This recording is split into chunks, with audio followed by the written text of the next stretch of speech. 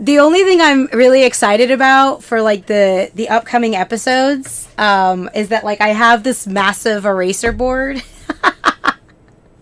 so I can, doodle while we talk. I mean, I have doodle potential here. I'm excited for the doodles. Listen, Thor is under the desk waiting to steal more snicks, and I will not let him. They just had chews. So they're hanging out in here today. I love that it's so bright now. It's like 6 and it's daylight. This is my favorite thing ever. Bring on all the daylight all the time.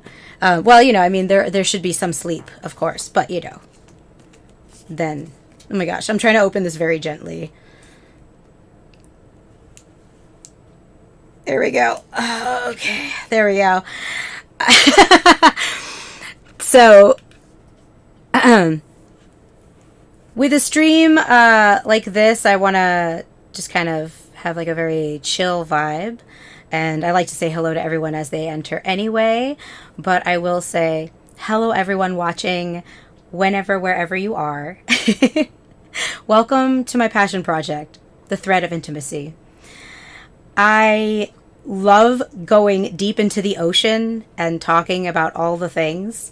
And I wanted to try and craft a space where that would be okay for people to dive in wherever they are. And that doesn't have to be the deep end right away. But I think having more conversation around this delicate word could really benefit us all. And I hope to share what that all means to us, right? Like create more of a likeness between our differences. And that's a huge part of our Discord as well. So I hope during when you watch this, after any of those things in between, take a look at our Discord. We're crafting a community for people to share. We will have a guest today. I say we, obviously my director, Thor, is here today. Not using the pedal at all, but he is moral supporting. So our guest will be here around 7. And I think that's probably going to be standard. I feel like people are doing stuff on Sunday. And I'm just going to work with people's schedules. So because I have a bracket of 6 to 9, we'll all talk in the chat. And I'll call that audible of when the guest is around. Like live on, as the episode is happening. So if someone's like, hey, I got to be there at 6 and I have something to do, so I could be there an hour, like that's just how that's going to flow. We're going to work with the guest within our bracket of airtime. And all of you are welcome to have that conversation with us as we're having. I did attempt to add another little guest star cam. So if anyone does want to call in while our guest is here or now or, in the in-between or after, you are welcome to. I did put the link in our Discord channel, and I could probably try to figure out how to also enter it here in the thing here in a second. You know what? I was doing some research though, as I do, as if like that's not something I do all the time, even outside of class. And I found the after doing all this other research that I wanted to do, which was look through my neurology books, like what incites intimacy, I was looking out here, and then I noticed I was looking out here, and I was like, oh, well, what's the definition of intimacy? What do we define it as? Like, I say the royal we, but what does the internet define it as? So what has somebody said, this is what it... And I gotta tell ya, it's a little lackluster. I think everyone that has commented on my TikTok, I got DMs from you all. The messages were so warming, and even those that struggle with their relationship with intimacy, you all messaged me, and I was just like bowled over with such warmth that you communicated with me. And then I Google, which I feel like some of you now are like, what is this Google? close familiarity or friendship. A private, cozy atmosphere is another definition. And then, the third one is obviously the physical, the euphemism, or the more euphemism word that people, have directed it towards. And I was like, okay, yeah, feels, I don't know how you all feel, but if anybody in the chat, if anyone's here and has opinions, that's why we're here, opinions and feelings. So if you've got them, I want them. Because I felt like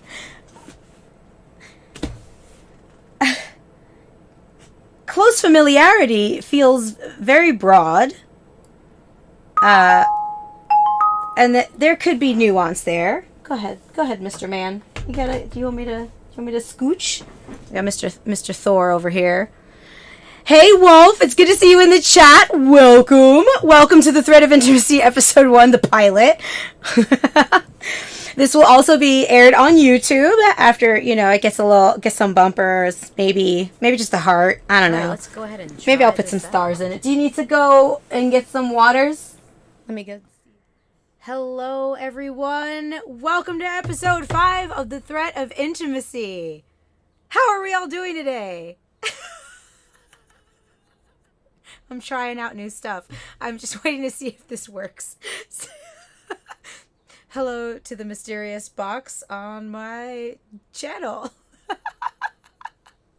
Hey, Meeson, how are you? And welcome, Strumcore. Hey, Tucker, it's good to see ya. Where are we going for dinner? It is Sunday. I didn't get to order my sushi. We might have to do that sometime. I did scarf down a sandwich while I was trying to do makeup for this evening. So we're going to have some sushi, probably. And we'll see. We'll see what our special guest is going to have for dinner as well, who I'm going to bring on here in a second. I wanted to see really quick if this chat box was going to work. Oh, I see the chat box. There you are. Sandwich. Oh, here, wait. I think I can fix it. There we go. Wait. Wait. Oh, now you're in the color block. Look at that. Oh, sloppy joes are great. They're one of my favorites. Oh my goodness. Thank you for the congratulations on graduating. I'm very, very excited for the first part of that journey to have concluded. It was tough, but like I loved it, but also it was very tough. It was very taxing. I think at the end there I was just like, please, I'm tired. Help. Let's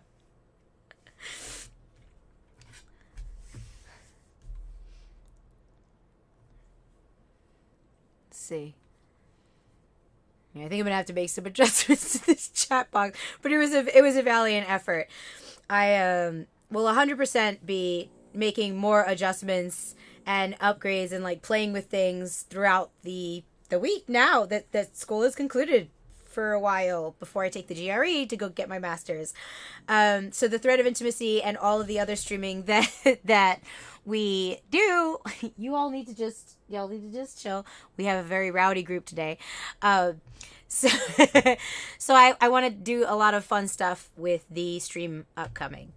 So while playing Outdoors and Adventuring will be happening, I'll be taking, a more fun approach to adding the goodies for this stream and the other streams I'll be doing. But more on that a little bit later. Let me give you a heads up as to how today's gonna run. So we're gonna have our guest on the first part of the stream tonight. Yes, she is my aunt. The apple does not fall far from the tree. I don't know. Y'all tell me. So for the first part of the stream, my Aunt Teresa will be here. So I have a little bit of information about her, though. I can't just give you the, the good secrets and give you the other good secrets. She's based out of New York City. She's a psychoanalyst and relationship therapist with over 20 years of experience. She graduated from Hunter College School of Social Work, the Center for Modern Psychoanalytic Studies, the Couples Institute, and the Center for Group Studies. She specializes in helping people develop healthy and joyful relationships, and especially loves conducting groups where her true passion lies in aspiring members to take risks and stretch their own boundaries. What? That sounds like magic to me. Hell yeah. So I have a bunch of fun links that we put up in the Discord, and we're gonna try to get that going here in the chat. I'm still trying to play with my camera. I'm like, wait, let me show off my plants. My plants are still alive. Hold on. And we're gonna go ahead and bring Miss Solomita, Miss Teresa, Miss Teresa. I can't. She's my Aunt Teresa. We're gonna go ahead and bring Aunt Teresa on. Let me go ahead and switch to the live scene. Let's see how this works. Still transition. Look at that. Do I have it? Is it a left click? Is it a right click? The world may never know. There it is. Show on the stream. I think we got you. Can you hear me? I can't hear you though. All right. Let me see what we got. All right, I got you here. We're going to do one more transition. Yeah! Look at that. You see me? I can see you. I can hear you too. And you can hear me? Yeah. Wow. What's up, good looking? Look at that. How are you doing? I'm doing great. How are Good you? to see you.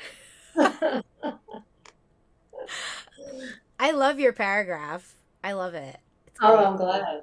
I know. I was like, I should read all the titles and the licenses. And I was like, you know what? I'll just post that for everybody. Yeah, exactly.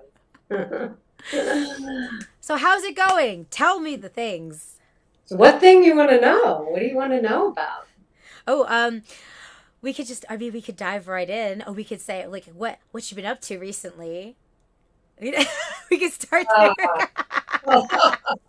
I went to a yoga retreat yesterday. That was fabulous. Oh yeah, tell me a little bit about that. Oh man, my teacher, this is my teacher I've been doing on Zoom throughout the pandemic, and she put a yoga retreat on. She lives in this amazing place in New Jersey, of all places, in the country, and you look at one wall of her house and there's trees. And by the way, I don't know where your people come from, but I'm in the city, so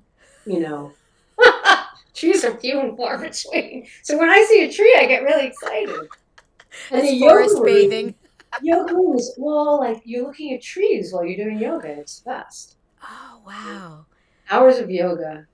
I loved it. Oh. Lunch too. That's awesome. Yeah, it was really fun. How long were you at the retreat? It was from 9 to 4. 9 to 4. So it was a whole day. Oh, that's nice. Yeah, it was good. That's what I did yesterday. So there. Oh. You're up to date. You know everything now. I miss it. I did yoga teacher training. Was it last What year? have you done, girl? Oh, I have a list. We'll have brunch. We'll figure out what's missing. Right. Exactly. Just this is how I have to come on your show to see you. It's That's it. I was like, okay, we gotta get Aunt T on the show. And then I was like, wait, I have to say Aunt Teresa. People are gonna think I just say Auntie. And I was like, that's not what. No. It's too close together. I was like, gotta get her on the show. Anyway. I'm reading your paragraph, and I was like, I'm a mix of you and Uncle Pete. Oh, that's funny. I'm like right behind you, and is he coming on the show? I'm trying to get him on the show too, for sure. Oh, and he hasn't come. Not yet. I think we're trying to coordinate a dual. Like, I'll do a show. Like, if he has something going on too, like I'll do a thing that he's doing, and then, we'll do the show that way. That's a good idea. A whole package weekend. his poetry. I loved when you read his poem at his book signing. That was great. I was a little nervous, actually. Yeah. Well, of course. I was nervous. All I did was introduce him and I was nervous. It's like a funny thing. Like, I took creative writing as part of my degree because I was like, I want to do freestyle hip hop. I don't know, and so I did that. And then in class, sometimes you read your poems. So I try to just like come out and read first, so that like if other people just will read, because then it's like, she went, it's fine. It can't be worse, right? Also, then you're done and you can actually pay attention Yeah, to what's it's happening. done. Yeah, it's out of the way, and I'm never like really nervous for that, right? I'm always like, yeah, let's do it. Yeah. And then it Oh, was like, oh, you have spoken word experience, and I'm like, no. that But Uncle Pete's thing, I was like, was fun. Yeah. We've been collaborating a little. He asked me to write a piece of music for two of his songs. And yeah, it was, honestly, I have never composed music in my life. And he just said, why don't you write a piece for my song? I'm like, what are you, nuts? And yes. I did it. I What was really part? What did you write? Did you write? well. The first one I wrote. It's just like a 1 minute piece. But the first one I wrote was for a poem that I heard his voice, right, and I tried to write to match the poem that he had written. The second one, I read the poem once. So the first one was more. I felt like it was for him. The second one I wrote, I read this poem. I didn't listen to him read it, and then I just wrote what I wanted to. So the second one feels more like mine, and that was exciting. That was for me. That was more exciting. Oh, I can't wait to hear it. So fun, Oh my god, yeah, that's so fun. right? This is what I do when I'm not working. Right, yeah, that's amazing. Yeah, like music and group there. Like, yeah, that all sounds wonderful. That sounds like a Right, day in the life, of course. right. Well, we talk about intimacy is music, right? Yeah, Yes. I feel like that's a huge language. Having music in my life, or having music around, has been Right. such a benefit, a vehicle of learning how to communicate. Because when you don't have words, Yeah. like I personally was able to rely on music or songs that you can pull many meanings from, because if I didn't know how to say something as a kid, I could like send someone a Yeah. song. So I always kind of relied on that. It's really Right. Right. interesting. Especially a child, it's so good for kids. Did you played the bass, didn't you? It drums. Yeah. Drums. You Yeah. played the drums. That's how I was like, wow. I I mean, I did learn a little bit of bass. I played for a few years just because I was okay. like, we were all in a band together, and like Remember we all that. like just like dabbled with each other's instruments. Right, of course. No euphemism. Just truly just swapping instruments. Serious musical instrument. Quite literally. We'll lament on that too. Like me and the group, that you just by hearing names and stuff that we'll be like, yeah, we weren't like boring kids, but we were like, yeah, we were quite literal. That's didn't cool. didn't do anything out of the norm. Yeah, drums for almost 18 years before wrestling. Well, that's great. Wow, 18 years of drums and then wrestling. Wrestling, man. I remember when you picked up my son. I'll never forget it. A grown person. So tall. He's like twice my size. I was like, wait, no, He that's not right. he was smaller than me once, and he just kept growing, and I He stayed the was. same. The same That's true. size. Oh my gosh! But so it was, when we were talking earlier, and you were telling me about all the different types of therapy that that you've done and that you're doing, and the group therapy that you're interested. Like, I was really excited to hear about group, as well as that you've done all these other things, and I'm excited to hear about it a little bit more. I know personally, my experience in growing up around addiction, around those suffering addiction, especially in wrestling and entertainment. My Mhm. association with group is through recovery. Right. So through through resources of recovery, and for families that go through the recovery aspect with their loved ones. So getting to learn a little bit more about group that has no affiliation with such is really interesting to me. I'd love to just kind of like dive in wherever you want to start. Yeah, sure. Yeah. It's interesting you're using the word family and group. And yes, and recovery groups are very different. They're really important, as you know.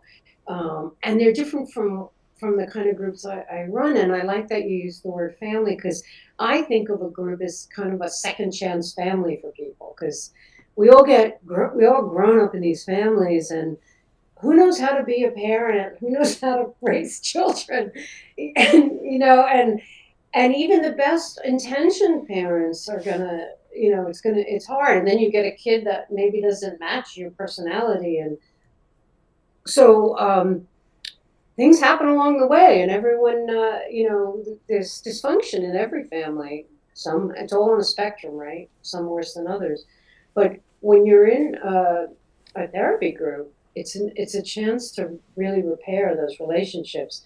And what I mean by that is it's like a laboratory, different from individual is in the moment too, and so is couples therapy is very in the moment. But in group, you have you start you're in a group of strangers, but you become intimate with the people in the group, and I'm talking emotionally intimate. No touching. That's one of my favorite parts about using intimacy in the title, is because I was like, there's so much more to it. And especially here in America, it's like you hear intimacy and you think like physicality. And Oh it's like, yeah, we should yeah. just open that right up because Open that right up. there's so much more to it. So I'm So really much glad. more. Yeah. And you can be physical with someone and not be intimate at all with them, as we all know. Everyone knows that, I guess. But group is a place where people come and everyone's told to put their thoughts and feelings into words towards other members, right? And you're like, well, how does that work? Well, someone starts talking about something, and then people have reaction to it. So you're as a member of a group, you're regulating you're paying attention, right? You're introspective. You're paying attention to your feelings, your body, all that stuff, and the goal is to put into words your feelings, and that is so much harder than it seems for people, you know. Yeah. And it's so hard to be able to say, I feel hurt right now by what you said, or I feel that makes me angry, or for some people, it's much harder to say, I feel I love you, I feel like I love you. So there's all these things that we do in a group that I help people do in a group. What they learn to do it in a group with other members that are committed to doing the same thing. Everyone has the same task. And people come in with all different problems, like you could have anxiety. You could be socially, so you could have social anxiety. You could be an introvert, an extrovert. Um, you could be depressed, but it doesn't matter. You come in and everyone is working on the same thing to be able to access intimacy with other members, and it's kind of magical when it works. When people take a chance and put it into words. And my job is to conduct the group and make sure everyone is doing their work. Yeah. Yeah. And Oh does God. that seem clear? It's very clear to me, but I don't know if that came out very clear. No, it really did. Thank you for the new follow. I just want to give it a shout out. What do you think with that are like really important or things that stick out to you now that you've been doing this? Um, I'm trying to think of like tools for the people involved to bring. Like something that we talked about in class that was used in a business sense that I argued needed to be used in a less clinical business sense, but in a more intimate way is psychological safety. Like, Okay. Tell me like, about what you mean. so they gave us like quadrants or like things to have in mind when creating psychological safety. So like it would be like, be curious and not an adversary. Sit on the same side of the table. Like, what are things Right. for people can maybe take away or look at, or kind of like come prepared, or I don't know. You know what I mean? Like, what are mindsets to have? Okay, Like, so looking for the when we words. so when we talk about psychological safety, right, everyone has to feel safe enough to be brave. So I call it a more of a brave space than a safe space. There's so much emphasis on feeling safe, but when we're a little too safe, we don't grow, right? You have to push a little to feel a little, but you can't be completely unsafe. You can't be attacked. So the way to provide psychological safety is the contract. And so the contract is you come to the group, you're committed to doing the work. No physicality in the room. Everything is done through words. You don't act out. You don't leave in the middle of a group. I mean, someone leaves, that might be for their safety, right? Emotional safety. But the goal, the task is to stay and work it through. So the safety comes in um, knowing that everyone is there to do the same task. And there's a therapist in there to make sure that everyone's doing the task and that there's no attacking in the room. So if it becomes emotionally attacking, my role is to put a stop to that. Mm, And yeah. I might put a stop to it by bringing in other members to help with what's happening. To like I de-escalate. find ways to protect the member that is feeling unsafe. If someone's feeling unsafe, we turn the attention off of them. Does that Yeah. make sense? It does. No, it does. I seem to I seem to run into common language of the same, of like safe space, or like if it disturbs the peace, just leave. Hmm. Or this kind of like the disjunction of, right, like that's where my inspiration for this has come. It's like, right, but there has to be the addressing of the fear in order to get over the fear, and being brave doesn't mean it comes without fear. That's right. You're embracing the fear every single time, however That's long that takes to, right. but it could be, it's less and less with practice. Right. And if Yeah, go if ahead. that's right. If you sense it's overwhelming, if someone's being overwhelmed, then you protect them and make sure that they're not going to get overwhelmed. You don't want anyone's nervous system to get overwhelmed because then they're not going to come back. They're going to run out the door. Yeah. Um, that's really crucial. How do these groups form? So like, are you looking, so like if I was looking for a group, is it I'm looking for therapy and this is an alternate option? What are like the Hmm. benefits I'm looking at by group, or is it, Right. yeah, like, so how would I find group over finding singular therapy? Well, how would you find singular therapy? I Individual therapy. I used to use BetterHelp. It got Okay. too expensive over time, which it was a good deal for, Hmm. like, instead of for paying like weekly and things like that. Like, it was an okay deal. Right. But my therapist left the practice, and Yeah. then to be matched with another one in the middle of like all of that, I just haven't had the time to go through all the Yeah. dating process again of finding a therapist. So let's say I'm out there now. I'm getting back out there, and, and maybe I want to try something different. Right. Um, maybe I'm open to a group therapy. Right. Okay. Um, so uh, there are way there. What I have found is most people who are looking for a therapist do a Google search, right? Um, so you can do a Google search. Psychology Today has um, therapists put their groups on Psychology Today, so you can do a search. Let's say you were searching, you wanted a group where it was safe for an LGBTQ person. So you can go right to Psychologist Today and do a search on LGBTQ groups, Mm-hmm. and you'll find a group. I um, I guess a lot of people will. You can talk to your friends and find out if they have a therapist, and would they talk to their therapist about helping. Are there any therapists in the community? Um, a lot of people do go to Google Maps and look for therapy groups, and it's amazing what's out there that way.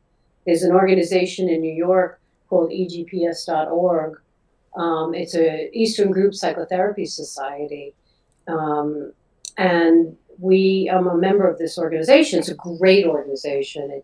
They're really working on.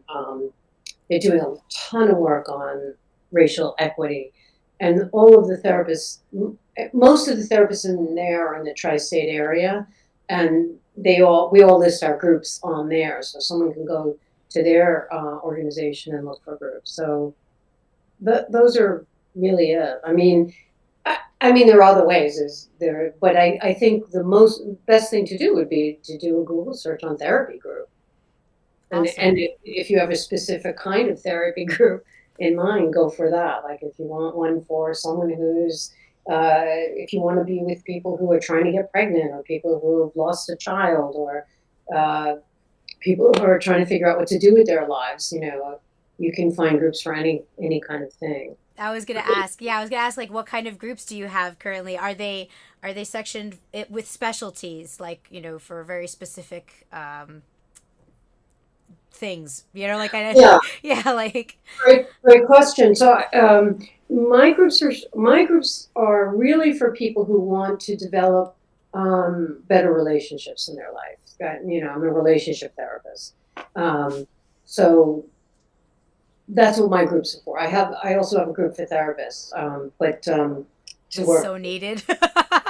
Yes, The therapist need a group for sure. yes, I have a multiracial group for therapists, which I work with a Black identified therapist. The two of us work together. It's really fun. I love that group. I love all my groups, but so my particular groups are for people who want to have better relationships, healthier relationships. But that also could mean your relationship to work. Like why can't I find a job, or why am I not how am I getting in my way? That's what I should call the groups. How am I getting in my own way to having Oh, the life that I want group? that's huge. Yeah. How am I getting in my own way is a huge one, because we Yeah. have blind spots that we're not even aware of, and we're looking and we're turning around, and it's like right here, but we just keep like turning. I find that that's so interesting. Right.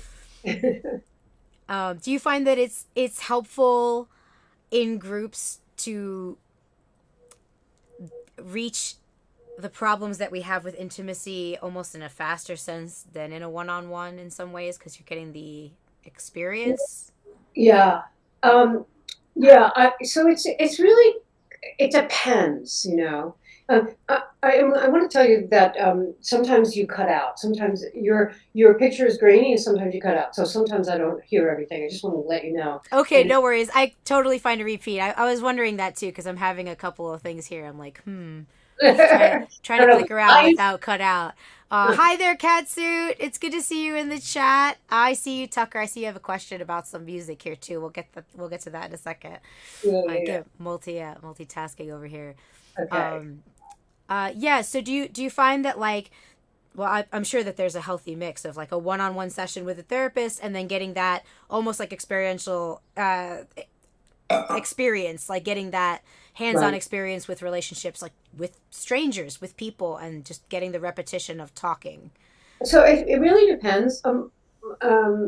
It depends on the group you're going to join. Like my groups, I want people to have been in therapy before, because group can be very stimulating. And if you haven't worked through some of your really early issues, like the things, if you're in crisis, not a good time to join a group. Go to individual therapy. If you're if you're really struggling and you really need personal care, then you go to individual therapy.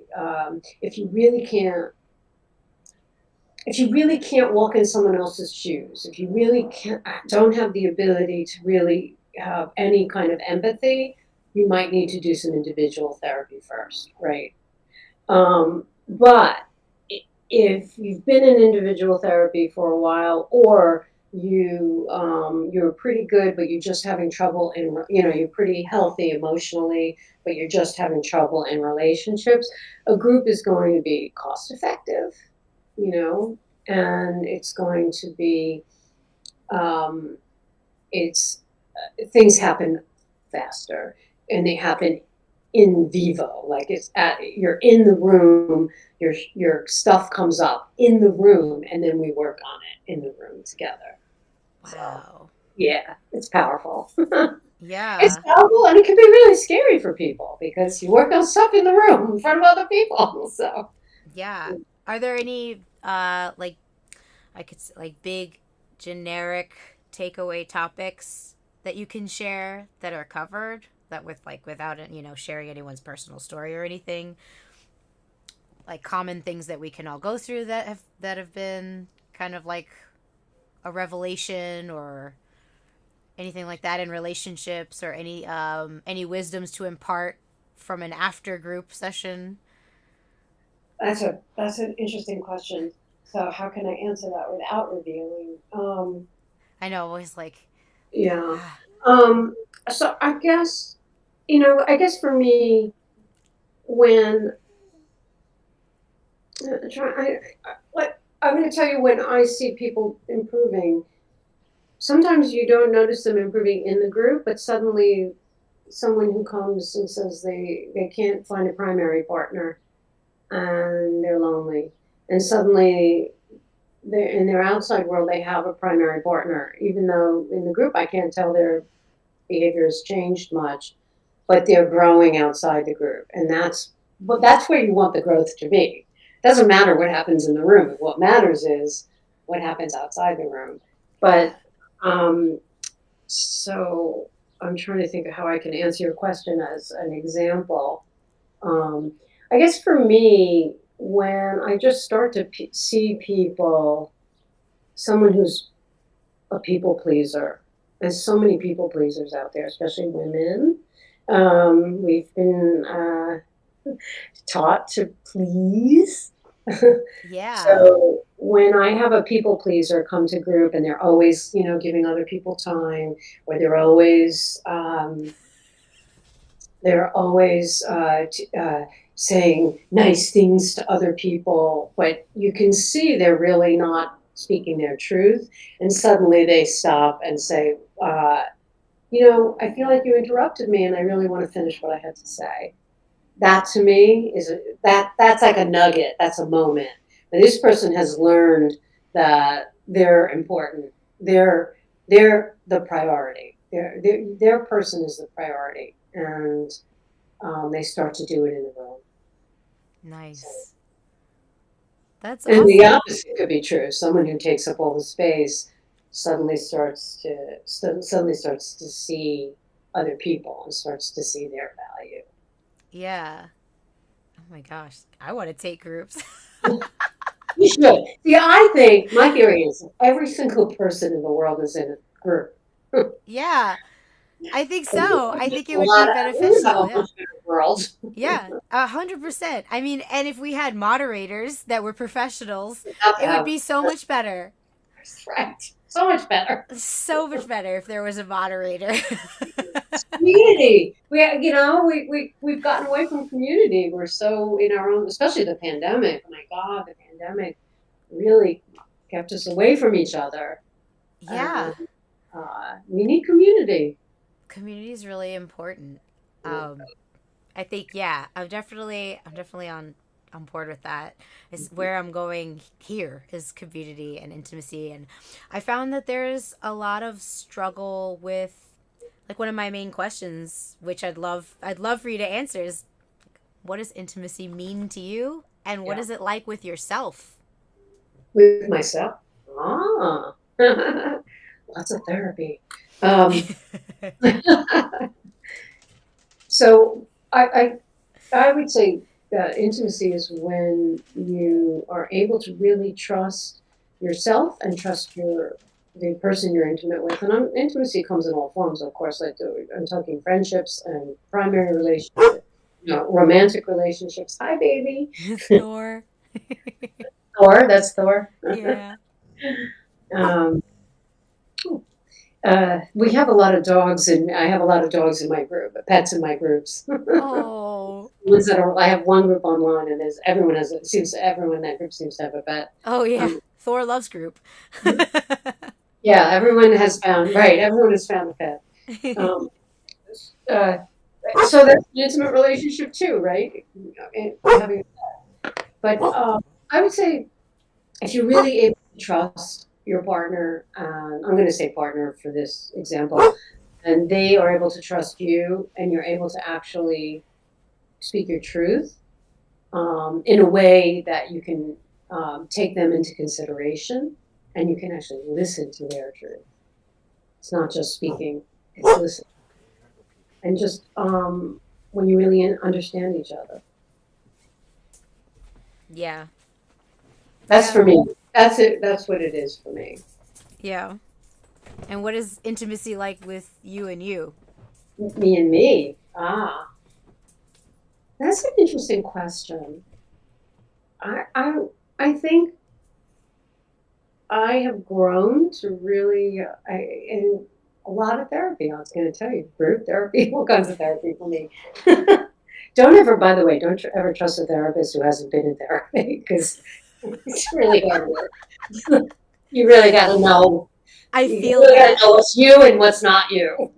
Oh my god, I totally get that. I totally recommend that for people. Ask them, have you been in therapy? Yeah. Yeah. Where are we at here?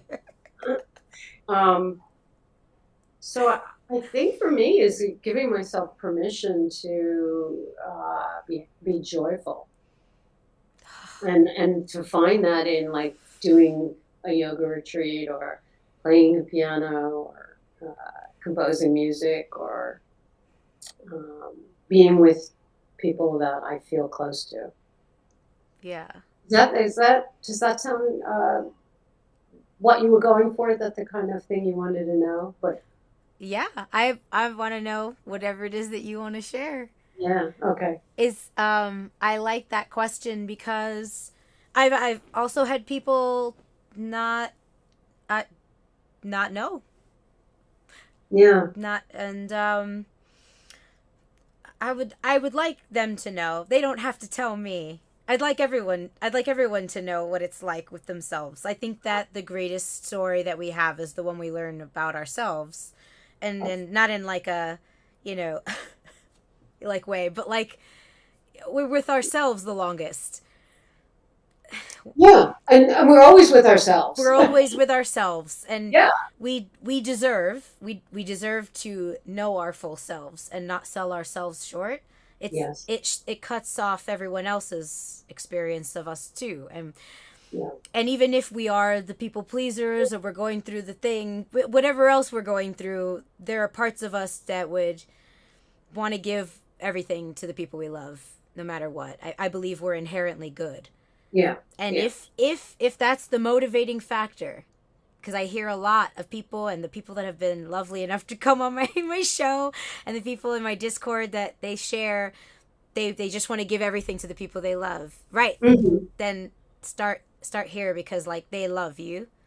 So like have the conversations with you as well cuz like Yeah. right? Oh, Like for sure. For cuz I sure. love you. So like you deserve that conversation with you as well. Absolutely. Oh, that's 100% true.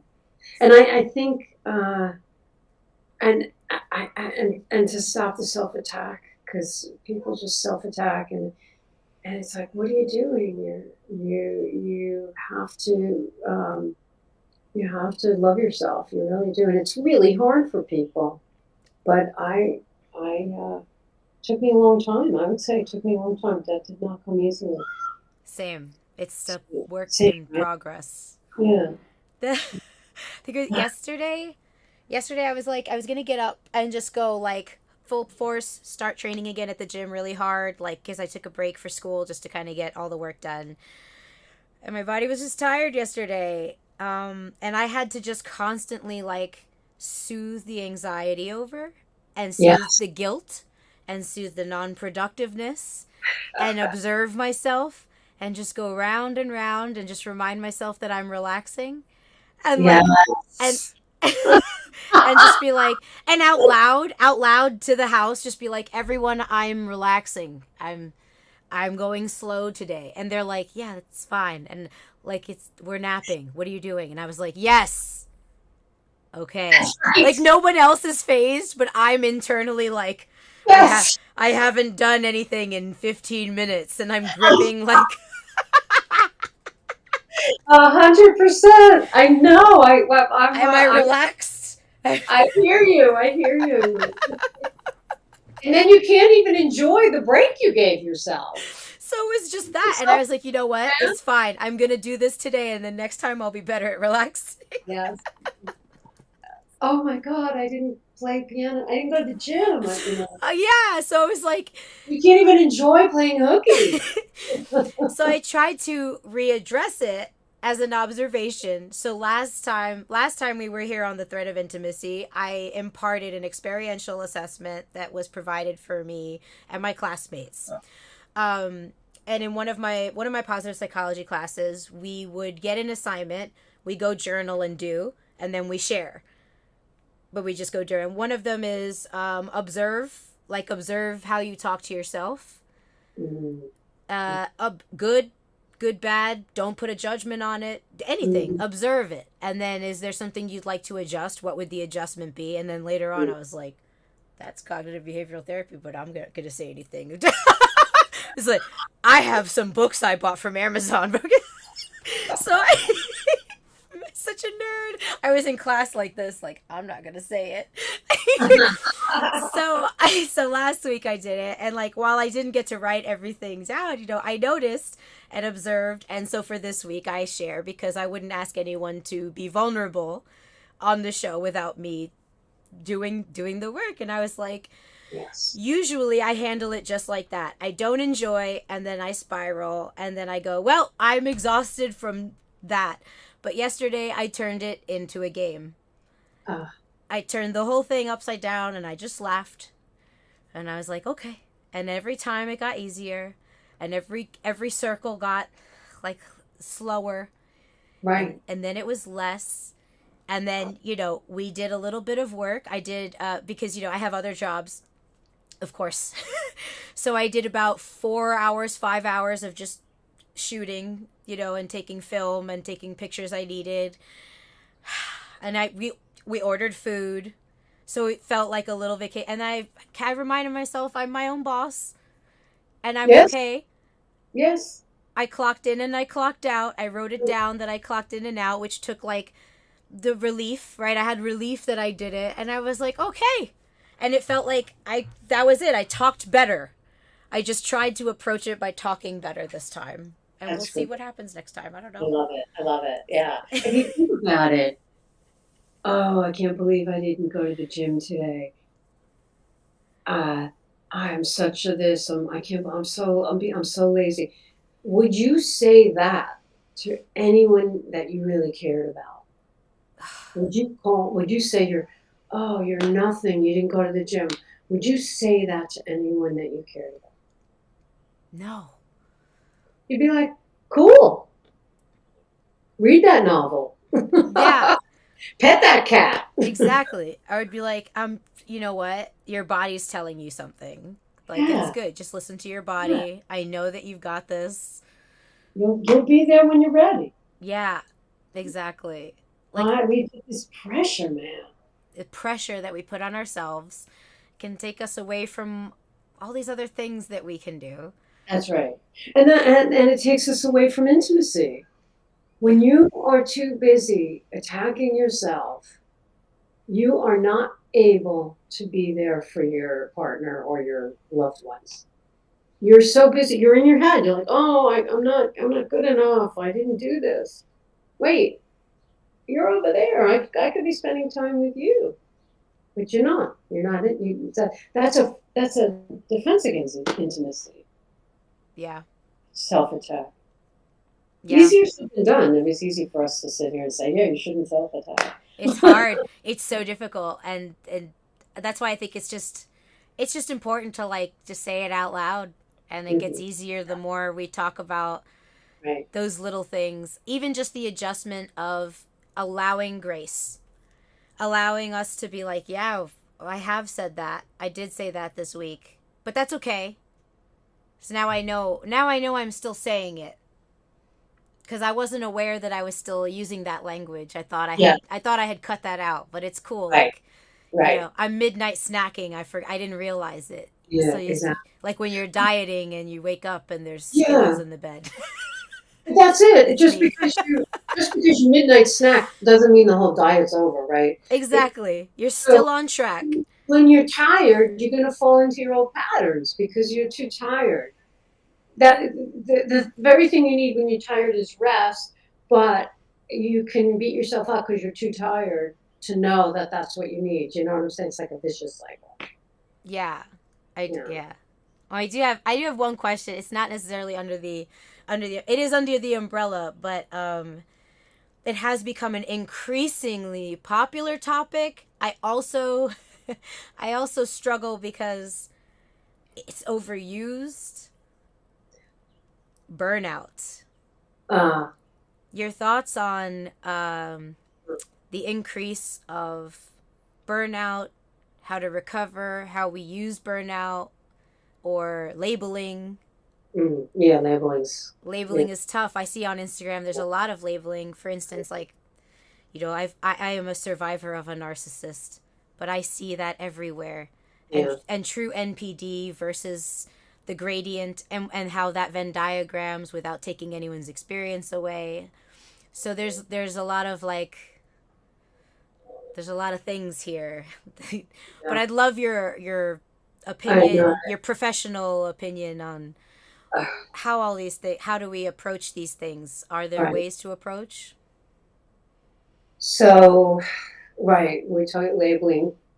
Yeah, I can think of a million of them. Ways to approach it within ourselves or when we hear other people using it. I suppose. Oh, I guess it's important within the self, but I suppose how we deal with the external world Um, that might inform us because I think a lot of us tend to doom scroll. That's a big yeah, struggle since we're all relatively in the screen. that's right. That's right. Yeah. Um, so, so I mean, if someone were to ask me, would come to me and say, "Oh, I'm really burned out," I would just want to know what they mean by that. Like, what do you mean by burned out? That one doesn't bother me. It's funny. It doesn't bother me as much as when someone will say they're triggered or someone's gaslighting me. I want to know what you mean. What do you know, and ask them everything about it. That's how I would deal with that with someone else. Mm-hmm. So if you came to me and said I'm triggered, I'd say, well, what do you mean by that? Yeah, just ask for more information. And then they'll say, well, my trauma is being triggered. What trauma? Tell me, what do you mean? What's happening to you? What are you feeling in your body?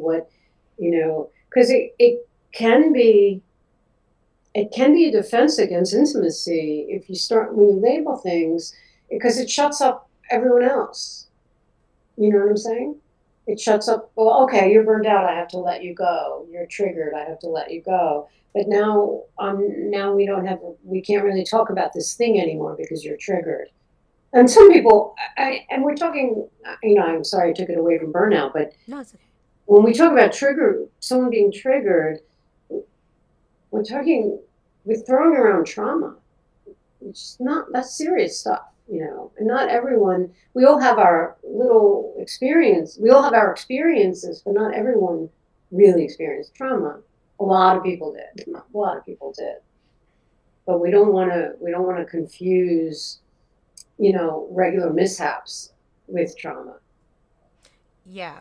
I got off your question No, maybe. no, no. I think it's because there is a lot of there's memes without nuance. There's text, like text without a meme, like as a joke, more like if there's like text blurbs a lot and people will post without the nuance of that. And it's, I've learned a lot from like from other people's TED Talks and things about language.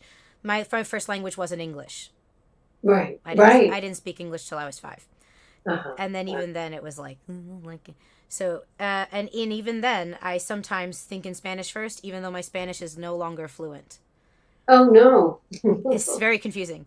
Very So, confusing. so language is very important, because sometimes I'll say, all right, I'm this, but I could say I'm noticing I'm feeling this, right? I am not my emotion. My emotion is fleeting. Mm-hmm. I can Mm-hmm. get very passionate about things. I struggle with burnout. I have very severe symptoms of burnout. Okay. Right. To use that as an example without throwing trauma, I have had very traumatic experiences. Yeah. So if someone approaches me, I want to make sure that I also handle those things. If someone were to say to me they're triggered with trauma, I immediately am like, we're gonna bit the blanket, because like that's big. Those are big, you know. And Yeah. so I think it is really it's important that that language you're using is why I asked. Yeah. So that, because I think a lot of people will post and share without necessarily knowing, and then assume or grab at the conversation from their perspective, because that's our perspective, which is okay. That's, you know, it's no fault of our own that we look through our own lens. But to have that extra step of empathy, and just like a gentle reminder to have that extra step Yeah. to ask further questions so that it allows them to explain further, maybe it'll provide everyone with more common language, because they Yeah. might have experienced a more severe trauma, or a less, or, you know, it could be on a scale of like an acute, or something more repetitive that they've experienced that feels compounded. Yeah. And so to gauge that better so that we can act better as friends or allies, or Yeah. we can provide better support in that moment, Yeah. is why I That's ask like how to navigate all that, because online it's 2D. too deep online, and it's too quick. It's too. Yeah. I And can't. we also have a question in the chat here from Tucker. Are there any tips for getting out of that type of headspace from when we were talking before, when you're locked in your head and you lose, right, when you're stuck in your head about things and you're not being present? Yeah. So Yeah. are there any tips for getting out of the type of headspace after an episode has already started? That's yeah. That's a great question, Tucker. That's tough. If you are lucky enough to notice. So if you're in the rabbit hole, it's hard to get out of the rabbit hole. But if you're lucky enough to notice that you're in that headspace, change something. Just change something. Go to a different room. Call a friend. Um, go outside. Jump. I don't. Change something, and talk yourself down. I'm not going to say off the ledge, because that would be like labeling.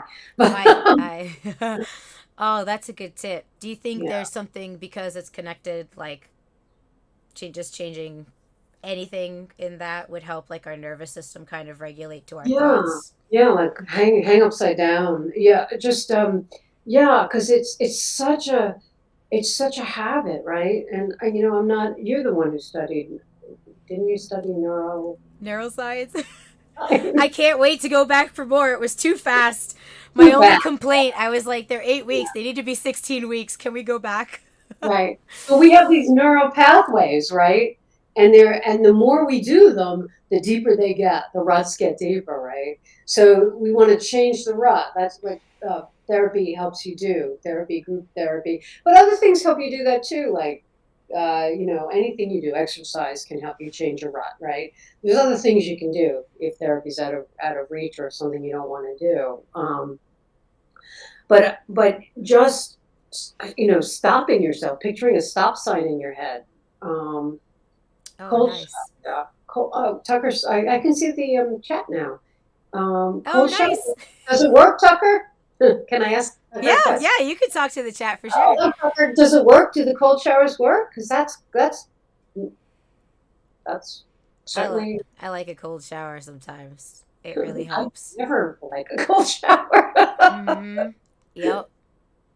For Okay. the most part. Oh, that's cool. That's All right, cool. doctor. You found your own way. That's the best way. That's awesome. What is I've never done this. this? This is great. I'm still like playing with it with the way the screen looks. I learned this on the fly. One of my friends helped teach me how to do this, and then I was like, I wonder if I can add more things. So yes, this is like it's really fun. I love having like the live chat and getting to talk to people as they come in. Oh yeah, he It's hates the cold shower. I like doing so. I like doing what I learned for my wrists is the hot first, and then we blast it with cold. So I got used to that, and I would take like a hot shower to like chill and relax, and then I would take the cold shower to like revive me and get out. And that right. I would do that. Like the cold helps with inflammation, so that's why I was like, oh, cold showers are great. You must be an inflammation expert. I stay watching stuff, and then my mom sends me stuff. I'm like, yep, sure, I'll try it. Whatever. Yeah. I'm just gonna live inside turmeric, I guess. Get home. Just like wrap myself in fish oil and turmeric. I don't know. Sounds good to me. Yeah, I that getting stuck in our own head is probably increasingly the most difficult I find with people I meet is helping find new ways or ways that work for everyone, all walks of life. Yeah. Because we all come from such different lives, it's what works for me might not work, and then that's why I created. So on my Discord channel is like a community chat. You can make everybody can join and things like that. So Mhm. I created a space for like, hey, if we're all neurospicy, as I like to call it. A friend of mine gave me that one. You're welcome to take it. I like that. I love being neurospicy. So what works for us, we'll put it in there. Who knows? Maybe somebody else could try a cold shower. I like to forest bathe, which is just, you go walk in the woods or go walk somewhere where there's no ticks, hopefully. Put your feet in the grass, you know, something I to have kind of to like, eat rats where I live. are you what? I have to walk somewhere where there are no rats. Oh yeah, yeah. You'll But, get go meet Ratatouille. Go get him make you. but if you were lucky enough to have a close friend, who knows that you get into that, and you can talk to them. I'm doing it again. That's always good. It's to have somebody on the line, just a new version of a safe word where you have that word and you just send it in and you're like, oh, it's the bat signal. I got to go in there and help. Yeah. That could be really cool and fun. Like use a specific emoji for being caught up in your own head. Yeah. Maybe see. I used to just trade memes with a friend because we were both going through a really rough time and we don't get to see each other a lot. He's still in New York, and his hours are bananas. So we used to just see each other wrestling, and sometimes we would send each other hammers.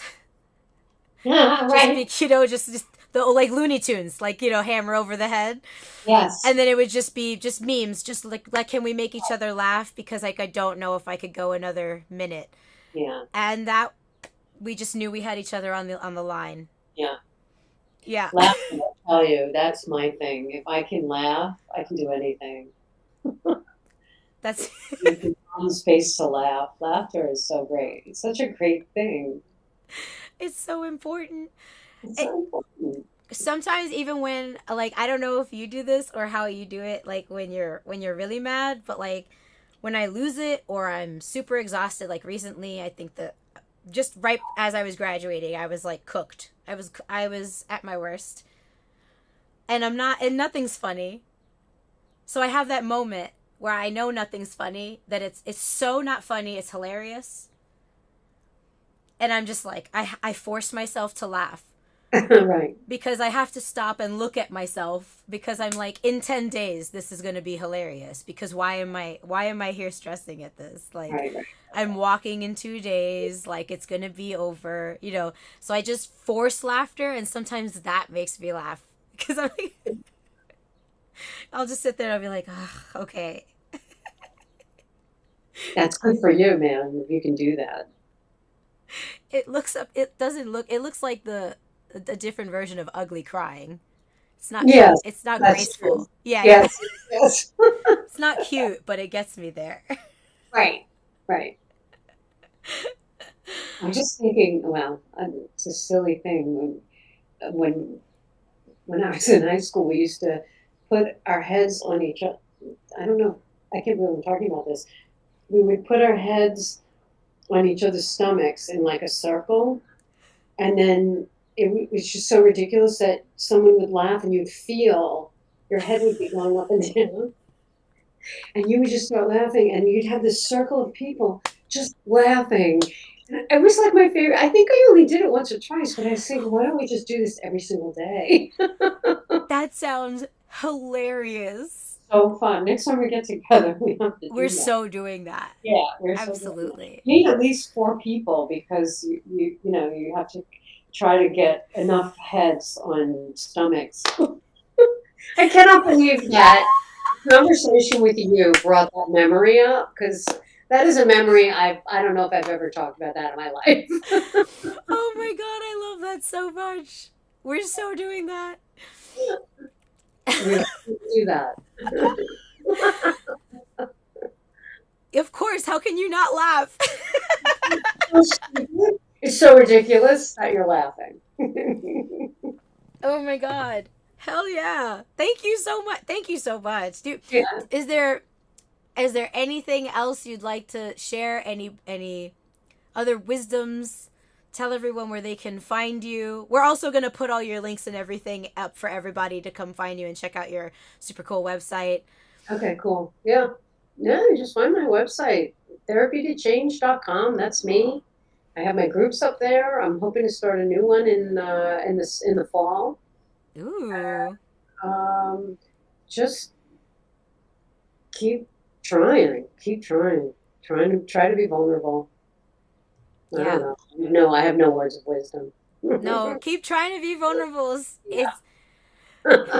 It gets easier. Yeah. It gets easier. The more you do it, the easier it gets. And Yeah. Go ahead. well, and you get used to the discomfort. That's it.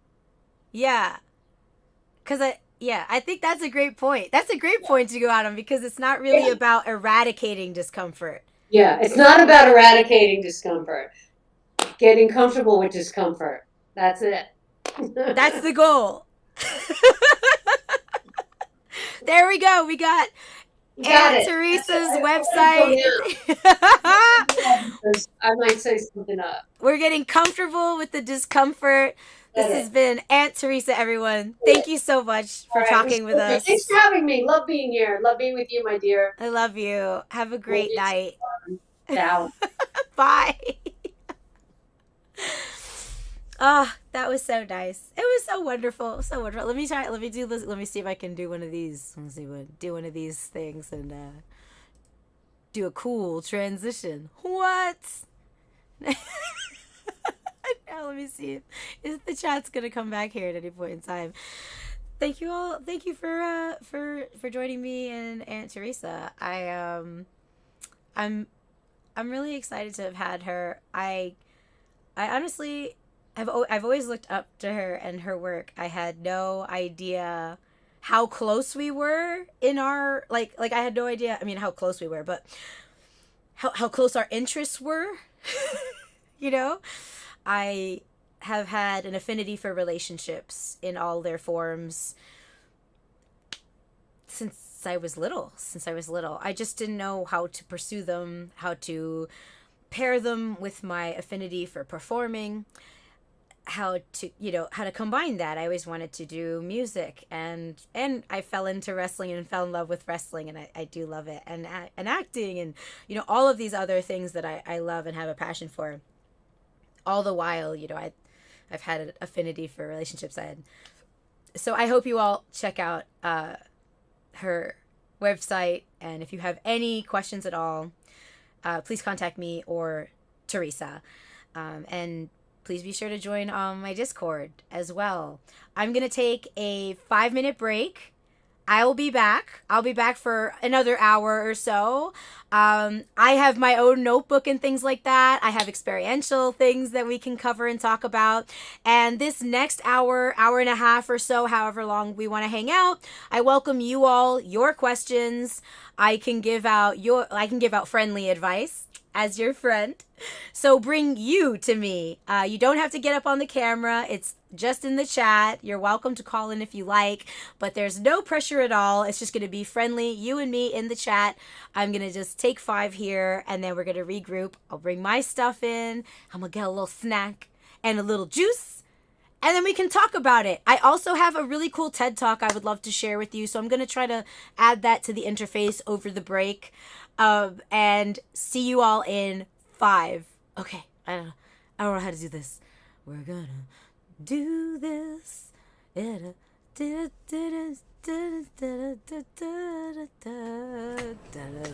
cool. Okay, so I still need to do that.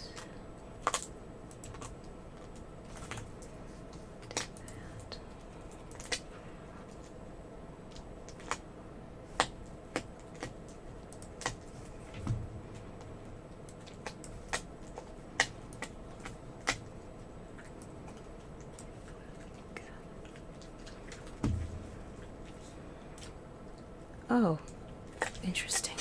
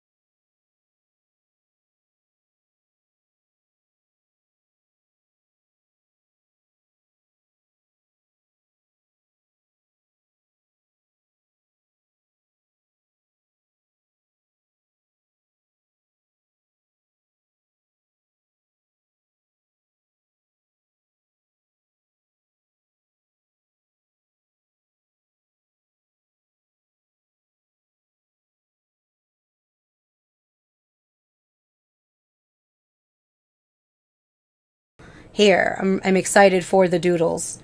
Listen, Thor. Thor is under the desk, waiting to steal more Snicks, and I will not let him. They just had chews. So they're hanging out in here today. I love that it's so bright now. It's like 6 and it's daylight. This is my favorite thing ever.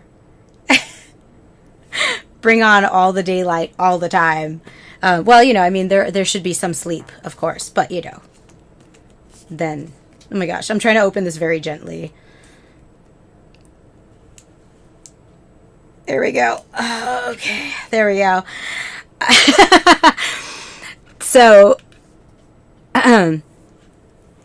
with a stream like this, I want to just kind of have like a very chill vibe. And I like to say hello to everyone as they enter anyway. But I will say hello, everyone watching, whenever, wherever you are. Welcome to my passion project, the thread of intimacy. I love going deep into the ocean and talking about all the things. And I wanted to try and craft a space where that would be okay for people to dive in wherever they are. And that doesn't have to be the deep end right away. But I think having more conversation around this delicate word could really benefit us all. And I hope to share what that all means to us, right? Like create more of a likeness between our differences. And that's a huge part of our Discord as well. So I hope during when you watch this, after any of those things in between, take a look at our Discord. We're crafting a community for people to share. We will have a guest today. I say we, obviously my director, Thor, is here today. Not using the pedal at all, but he is moral supporting. So our guest will be here around 7. And I think that's probably going to be standard. I feel like people are doing stuff on Sunday. And I'm just going to work with people's schedules. So because I have a bracket of 6 to 9, we'll all talk in the chat. And I'll call that audible of when the guest is around. Like live on, you know, as the episode is happening. So if someone's like, hey, I got to be there at 6 and I have something to do, so I could be there an hour, like that's just how that's going to flow. We're going to work with the guest within our bracket of airtime. And all of you are welcome to have that conversation with us as we're having. I did attempt to add another little guest star cam. So if anyone does want to call in while our guest is here or now or, you know, in the in-between or after, you are welcome to. I did put the link in our Discord channel, and I could probably try to figure out how to also enter it here in the thing here in a second. You know what? I was doing some research though, as I do, as if like that's not something I do all the time, even outside of class.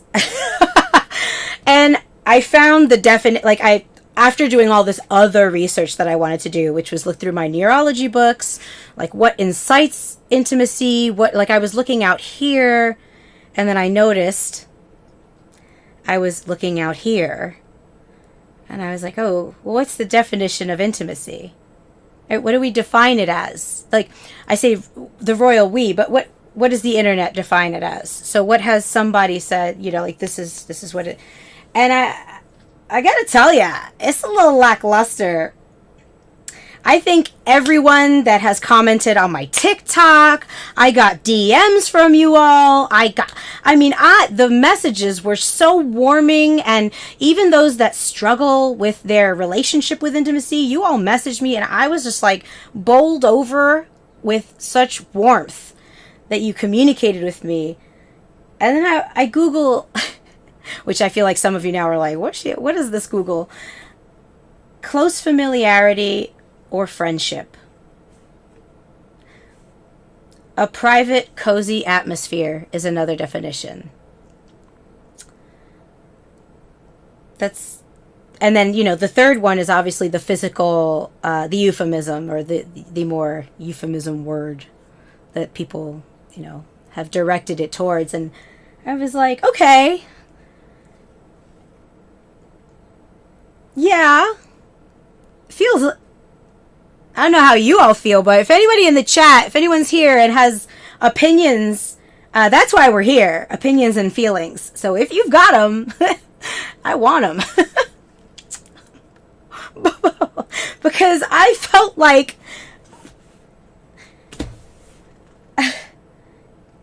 close familiarity feels very broad, and that there could be nuance there. Go ahead, Mr. Man. Do you want me to scooch? I got Mr. Thor over here. Hey, Wolf, it's good to see you in the chat. Welcome to the Thread of Intimacy episode 1, the pilot. This will also be aired on YouTube after, it gets some bumpers, maybe just a heart. I don't know. Maybe I'll put some stars in it. Do you need to go and get some waters? Let me go see if did these just shut off on me? No. Okay. I don't know what's going on. Here you go. You want to go get some water? Okay, go ahead.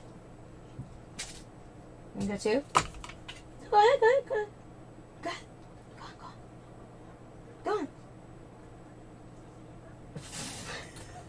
Okay, I'm going to leave it like that, and you can make that decision. Okay? You have the choice. The choice. Oh, we got X over here. What do we got?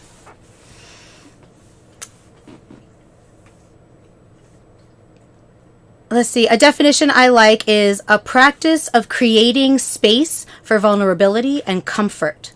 This may be sort of specific towards personal relationships. I really like that one, X. I personally feel like that has a bit more specificity. And it also, and while it is personal relationships, I feel like that is something that is also possible within family, right? Like, I took personal to mean like an intimate relationship, or a partnership, but best friends feel that. We do that for sure. I think our friendship dynamic has a lot of that availability for vulnerability and that space for it, it feels good. It feels good.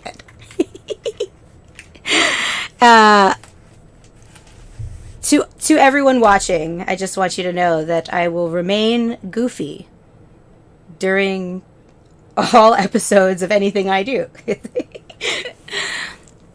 Hey, Urban Prince, welcome. We got Randito in saying Merriam and Webster's throwing down some superficial weak stuff. Yeah, it feels very like surfacey, very broad, very. They didn't really, which intimacy feels like something that needs to be gotten into a little bit, a little like, Oh, yes, exactly, X. Yeah, okay, great. I felt like that, and I just wasn't sure, so I wanted to, speak out loud, just in case. Thank you for the clarification.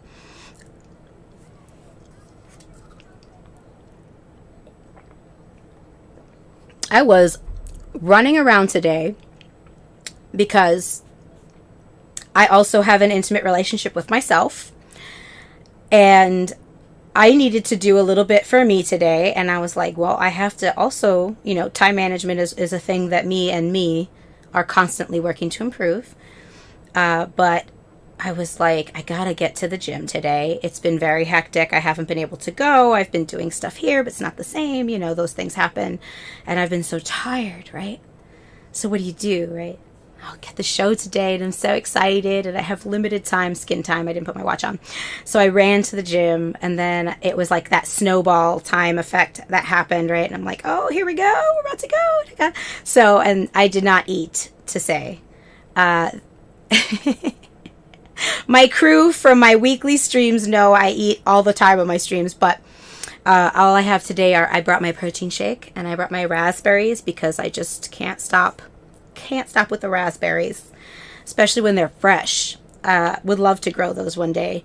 Right now, my little fruit selection of growing is struggling. That's my tangent, my intimate story with myself for the day. Uh, and I suppose a little bit, a little bit about myself. How did I get here?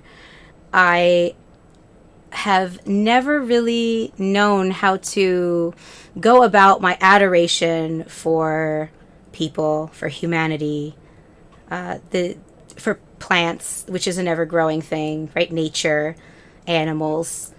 How do you do that? And I couldn't understand growing up how to do that in this society, in a capitalistic society. Things like being a therapist, something I always respected, also something I didn't feel was my calling, but I couldn't place it. I had so many passions and interests and dreams, like a list of things I want to accomplish, very small.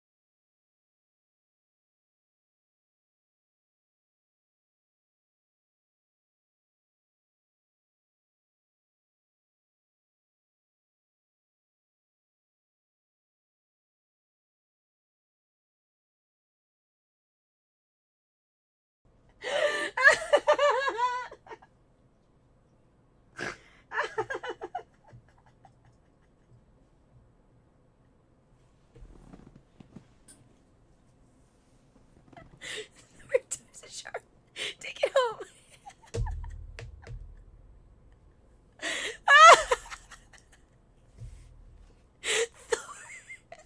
Thor just sees me just crying and he's like, oh, he's just wagging his tail. One more time for the people in the back with an unmuted mic. This is what I get for muting it in two places.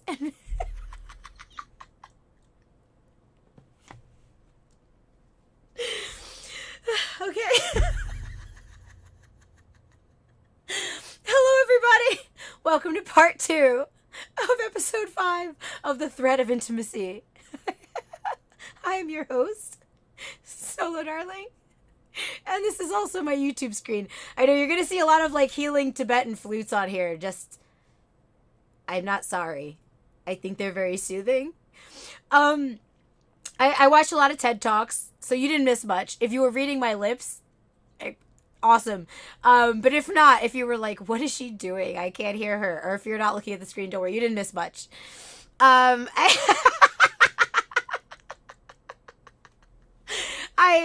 put this up because I thought, part 2, we're gonna get a little preview as to the in-between weeks of when I have guests. The Threat of Intimacy is going to have a guest every other Sunday, just like we've been doing. But the other Sundays of the every other Sundays, which would also qualify as every other Sundays, depending on your perspective or where you're standing in that week, are going to they're going to be us. They're going to be for you and I. You bring you informally. We ask questions in the chat. I'm going to have TED Talks that I got to talk about in discussions throughout all my classes in both neuroscience and positive psychology. My teachers gave us a lot of extra material that I just kind of saved if I didn't have time. I'm actually going to go through a lot of the things I saved for research. And, just like literally like Google Scholars or Penn Scholars, we would like save research because I couldn't read everything. But I read a lot for what I was doing with like the specific paperwork I had. So the Threat of Intimacy is going to get backed by a lot of the research that I have been studying, as well as the new things that I'm going to be embarking on. So the off weeks that we don't have a guest, it's going to be us having a good time, just having conversation and doing pretty much informal groups. I implore you to go through my Aunt Teresa and or your state's, group therapy search and have a therapist. I do. I love destigmatizing therapy. I believe we should have somebody that is an impartial professional that can help guide us, help us learn how to guide ourselves. And I also promote couples therapy. I think it's important to do that when you're in a dyad with someone, when you're in a relationship with someone, before things get hard and you're struggling. Have somebody's number. Just have a couple therapist number on hand. Even if you don't go regularly or you and your partner can't afford it right now, it's always good to have somebody to call. So those are things I do promote. And on the off weeks, this is going to just be especially geared towards me and you all. On guest weeks, I invite you all to bring you to us, to me and the guests. That's where you can ask questions. And if not, and you just want to hang back and grab info and just listen, that's welcome. I am happy to have you all here. I'm really excited about all this. And I thought maybe we can get a sneak peek on this half of the stream as we hang out by watching a TED Talk of someone that I believe will be our guest coming up here in... when we have her? Let me actually look at my calendar. Hey, Mizan! I have a calendar, and I started to use it again, and I'm going to be doing better. That's what I will say. Let's see. In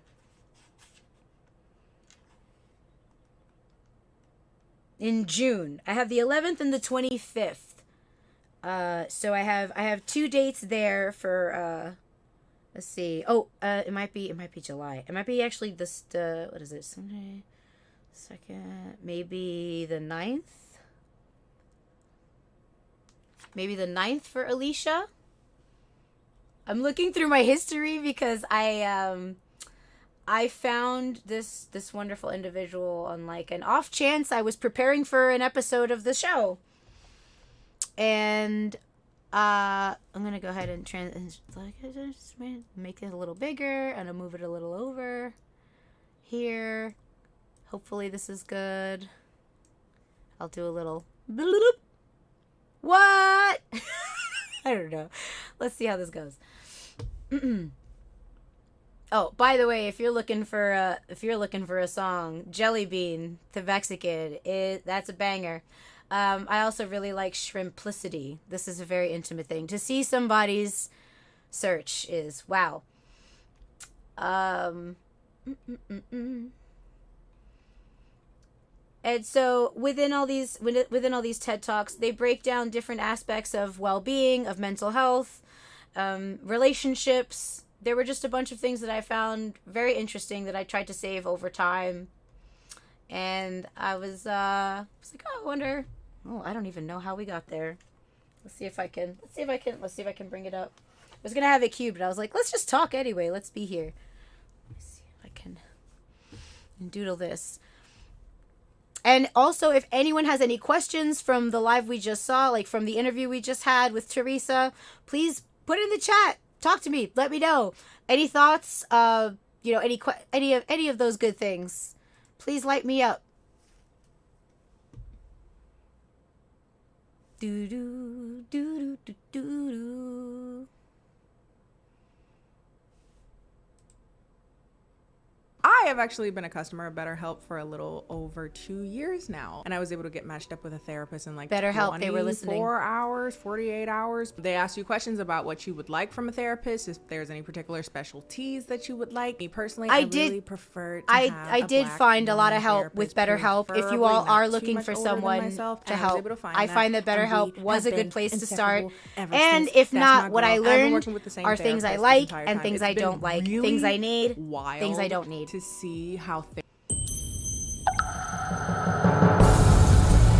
Oh, this is Susan David. Hold on, this is Susan David. I don't want to spoil this one yet. Let's see. Ashley. We got a 7-minute one here. I have so many TED Talks.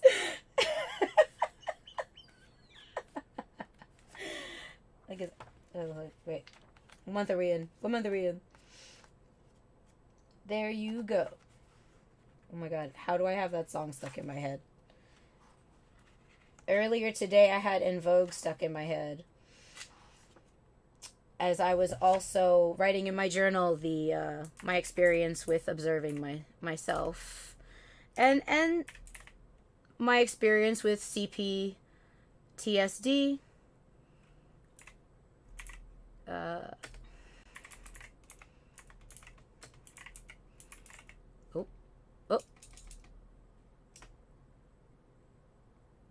There we go.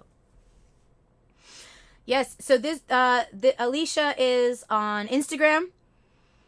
I found this. She did this 7 years ago, and I was so incredibly moved. I would love to hear what you all think.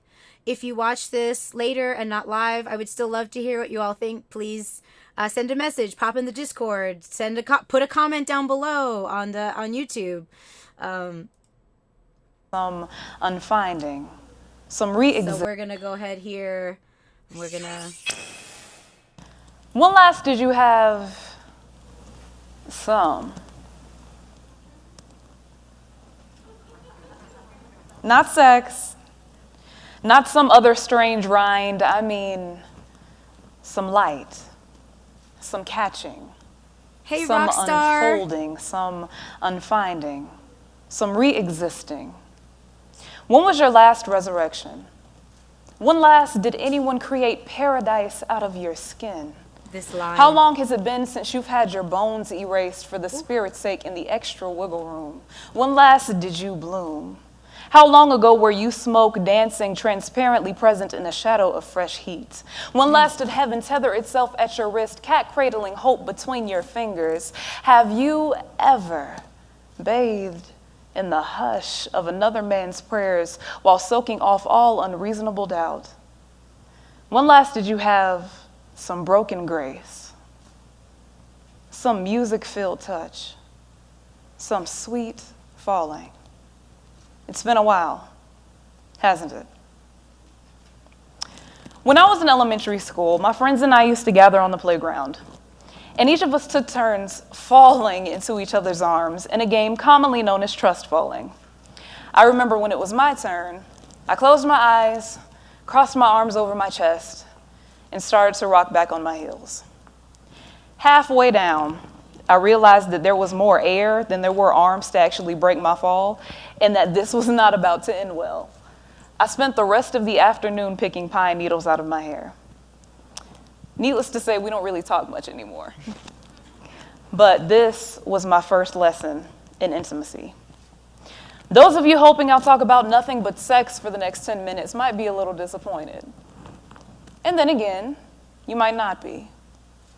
But isn't it strange how when we hear the word intimacy, our minds just jump into bed? When you visit the doctor's office, or you talk to a friend, or, God forbid, a parent about your relationship history, and then they ask you in that sweet yet probing little voice, so, Have you been intimate? You usually give them a yes or no, or I don't kiss and tell, or you might just say, it's none of your business. But I wonder, why have we given this heavy, vast word such a narrow definition? As a spoken word artist, I spend a lot of time looking at words, at their fullness and what purpose they have. So when I hear the word intimacy, I immediately think of falling. I imagine this diving, this self-unraveling that happens. And there's a kind of divinity to it, where we acknowledge the sanctuary that we have in someone else and vice versa. Ego becomes evaporated, and we give up a portion of our right to be in control. It's a terrifying concept. But what a blessing it is that we even have that ability. How beautiful is it to have someone, not necessarily a romantic partner or a lover, but just another human being that we can allow ourselves to be broken in front of. Having someone with whom we are not afraid to be scared. Having someone who reinforces our immediate completeness. In intimacy, we surrender our perfect balance into the hands of someone else, realizing that we very well could slip through their fingers. Because when you think about it, none of us are immune to gravity. Falling into anything is a universal common denominator, and contrary to popular belief, trust is not disposable. It's regenerative. So important. Now, we experience both the rewards and the consequences of keeping an open heart, an open mind, and an open spirit. When we're welcomed, when we're loved openly, easily, our trust grows off of that. But when we're hurt, when our vulnerability is taken advantage of, our natural instinct is to retract. We develop calluses on our spirits and avoid feeling the need to need anyone other than ourselves. This defense mechanism that we have creates a domino effect within our society where we say, because I've been hurt, no one else from this point on deserves to become familiar with me. My will to remain undisturbed is a greater cause to work towards than finding the resilient peace to remain open, regardless of whether or not my environment welcomes it. We forget that someone else may require our vulnerability later on. We forget that someone else just might require us to practice an undressing of pretense.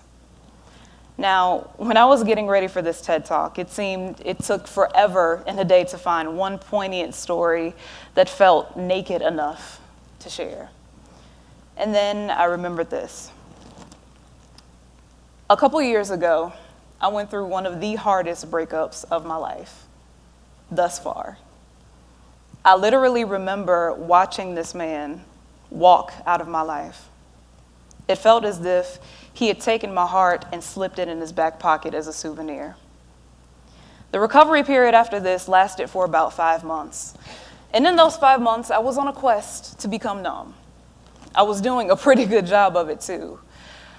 Until I met this guy through a mutual friend. Now, we hadn't known each other for very long, but one day we were talking, and halfway through the conversation, he asked me, just plain as day, "So when are you going to tell me what happened?" It felt as though a dam had broken. Everything that I avoided feeling, saying, or thinking poured out of me. I said, "I don't know. I thought I was enough. I tried everything."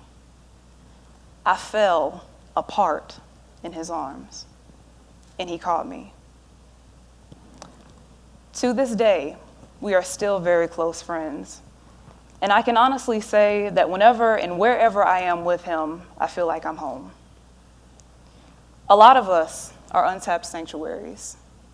There is light inside of each of us meant to be spread. There are uncomfortable truths meant to be discovered, but we will never reach them if we are too afraid to fall. I challenge you, even when it's difficult and when it's hard, to remain human, to feel, and to do it deeply and openly. Because all of us have fallen into something already, whether it's a hard time, an unfair love, or just pine needles on a playground. The important thing is that we get back up, realizing that falling over and over again is welcome, and that someone else down the road, just might have the courage to open their arms and catch us. Thank you.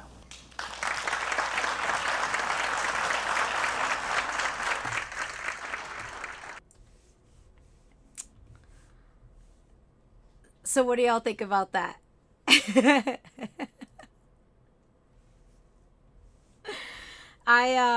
I'll put the link here in the chat.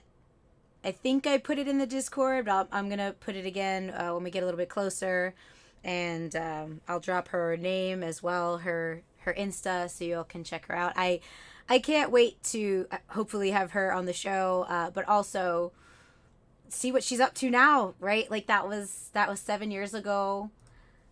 I can't imagine what she's been up to since.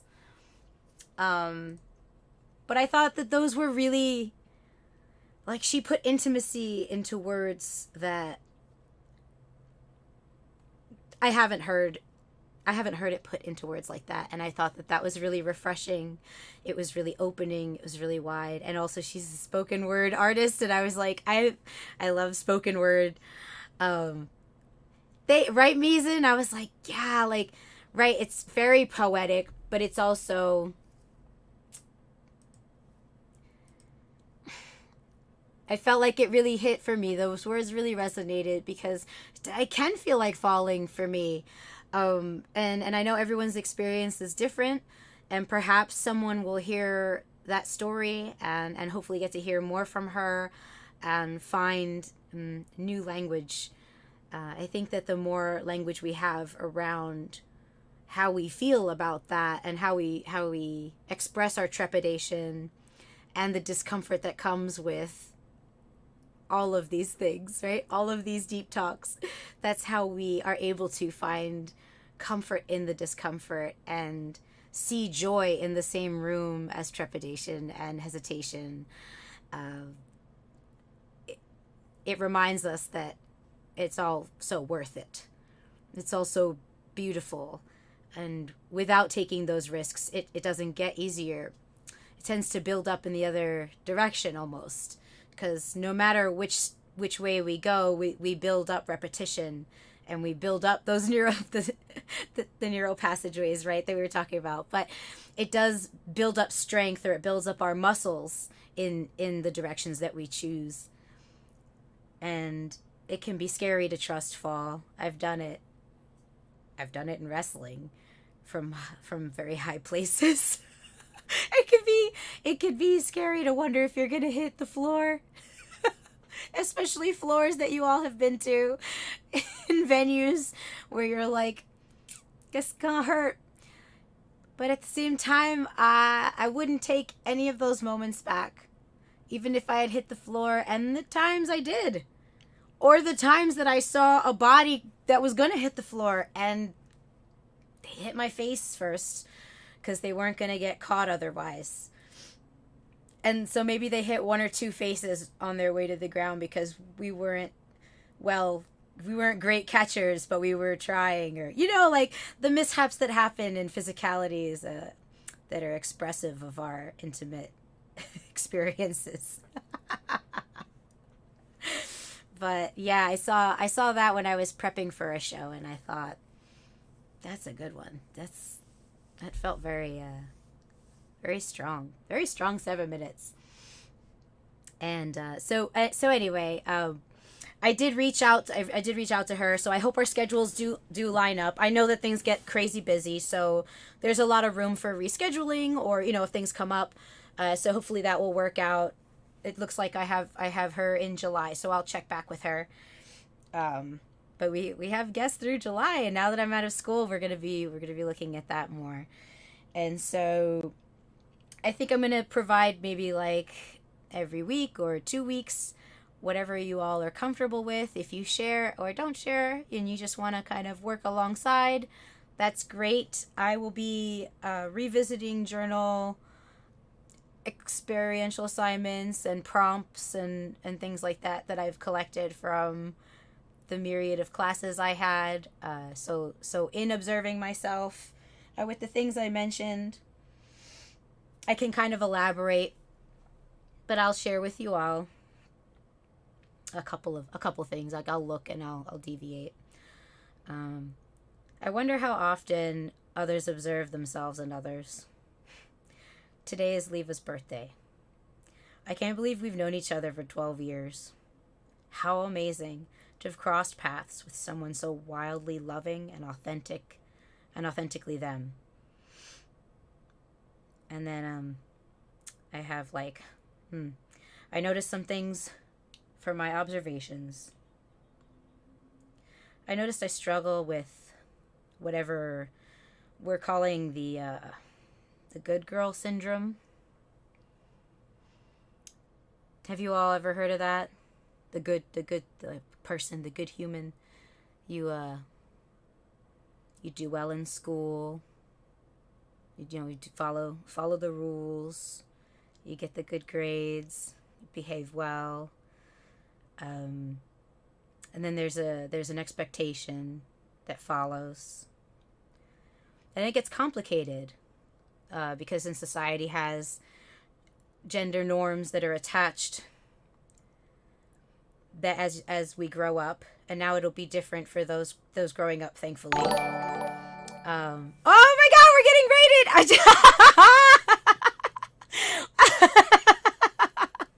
That's amazing. We're getting rated during my Dear Diary segment. Welcome, everybody.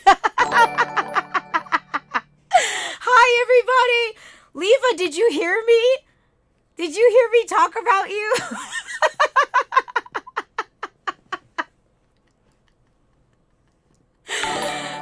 Yo! Yeah, yo, who's Chat with Night? I still exist? You still exist?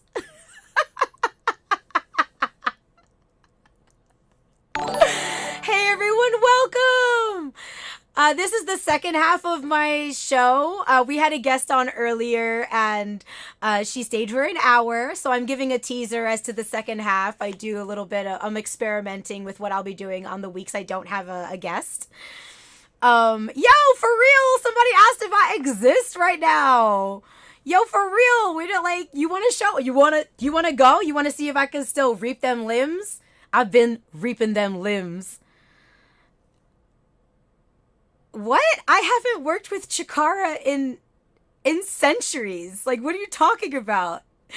Yo, I've been busy graduating from UPenn with like almost a 4.0. I lost a couple of points there for some late work, but like I was really close to a 4.0. You like, I could wrestle right now. Like right now.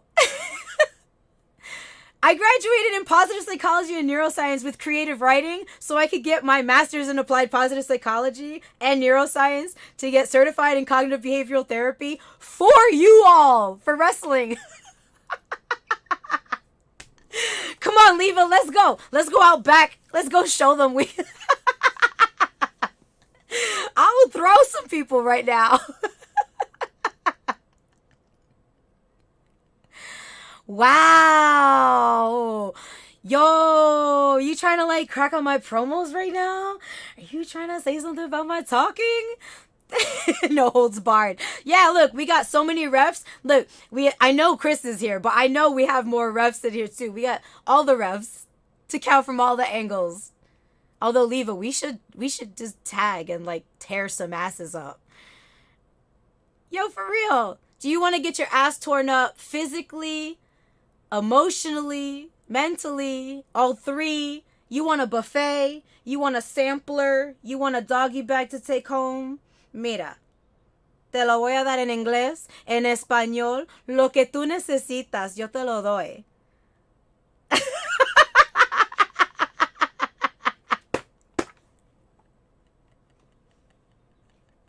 Physically, please. Miss Podcast, I just learned how to do this. This is new. I'm not taking credit for knowing how to do this part. I'm taking credit for the other stuff. I know my limits, okay? I know my limits.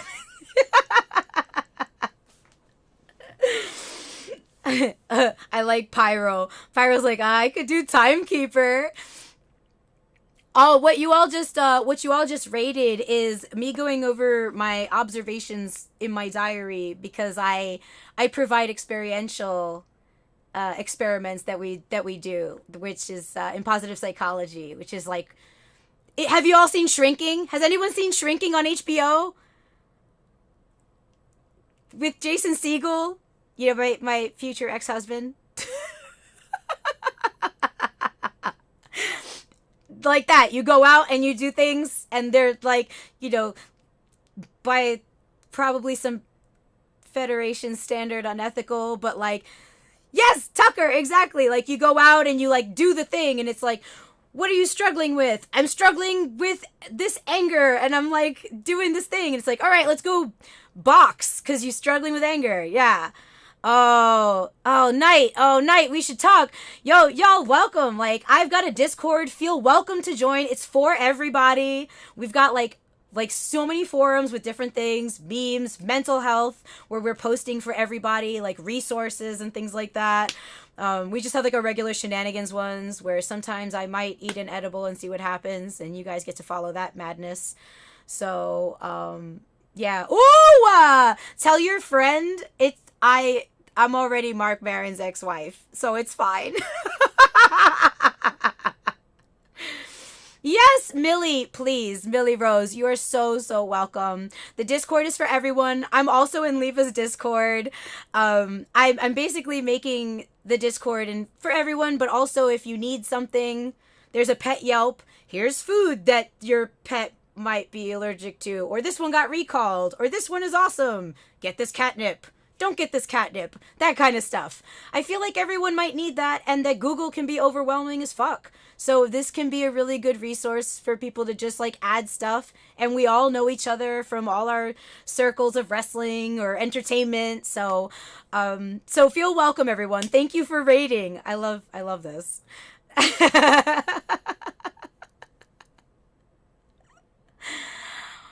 Oh, I see. No, yes, you make the big channels. I see. It's a big channel. This is a big channel. I am 5 foot tall, but it's a big channel. It's a big channel because it's my creation. Yeah. Speak Stock got. Oh, what's that? Oh, thank you, Ryan. Phoenix Rising. I know there's some Phoenix, so thank you so much. I basically just kind of like, I was inactive in wrestling after the injury, but then like school got crazy. I was at UPenn while I was still active. I was like studying for exams while I was on the road for you guys. So once school got kind of crazy after my injury, I just wanted to finish school and get this thing going before I went in any direction. Don't worry. It was just the homework rock. But now the homework rock is done. So we're about to get wild. Wish is Discord. Oh my God. I had so much fun. Sumi Sakai. Yes, I had so much fun at Eve. Sorry. I'm very excited. I'm very excited. I have had a sandwich today. Pardon my verbal diarrhea. So, Wrestling Emmy was wonderful. Wrestling Millie was amazing. I had a great time at Eve. There are some words in English. The language here. Oh,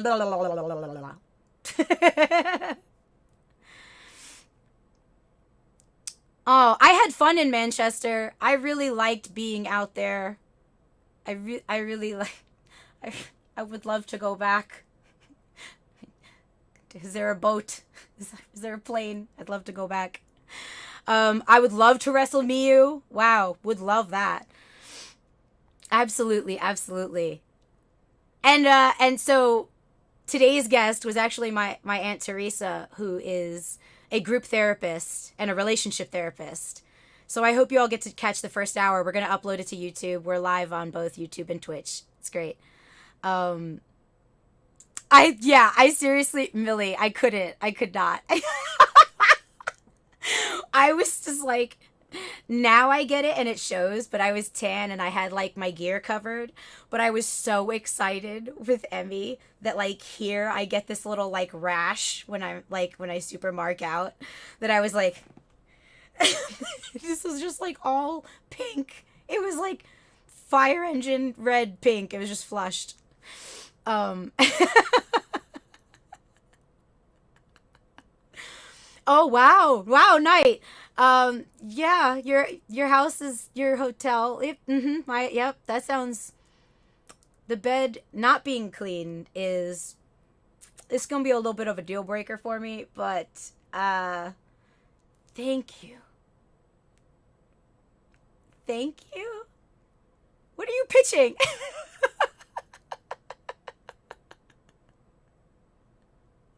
What is this? What are we, wait. Is it what's not, should I even ask? I kind of want to know what's not clean about it. What's the best part about the not clean? Is it the sheets? Is it the mattress? What's the not cleanest part about your bed? Thank you, Millie. It's like,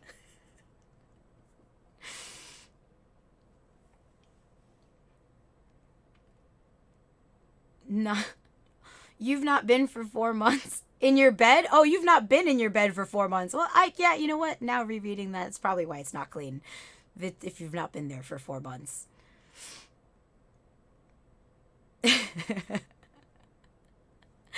I think there are very few people I would tag with nowadays. I think it would be limited. I would tag with Leva. I think I might take, I would like to do more of like a montage mini series for the fun.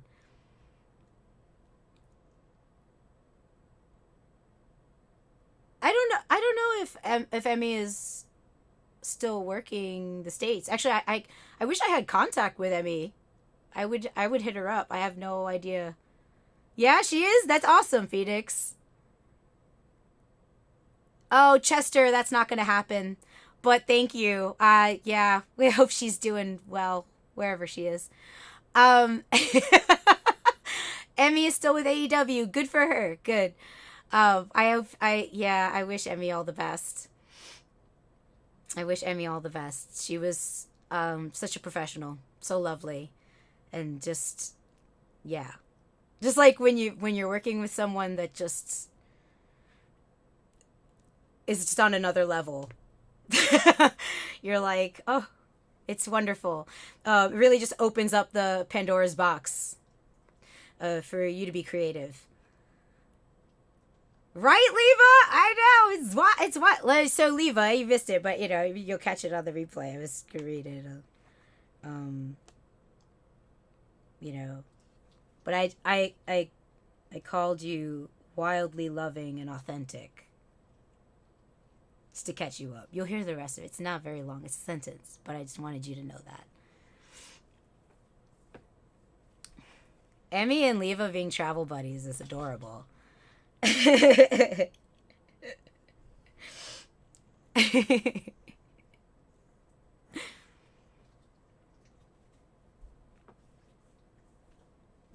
Oh, yeah?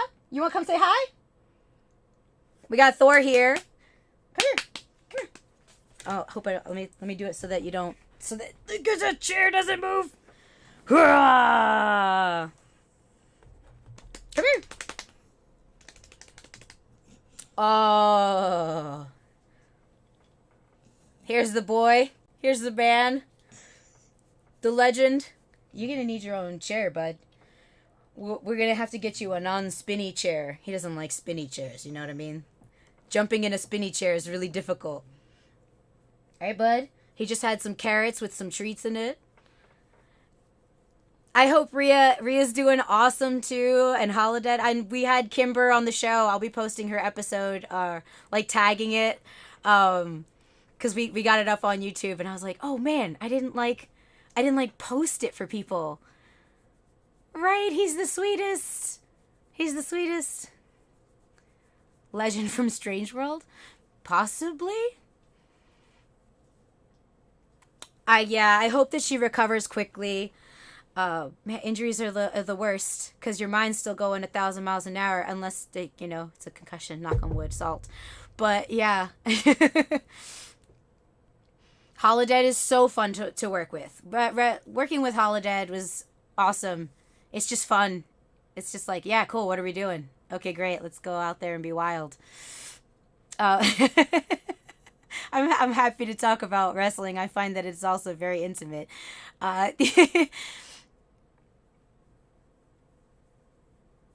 we did have, Kimber and I do have a lot of good chemistry as well. We did have a lot of fun doing promos.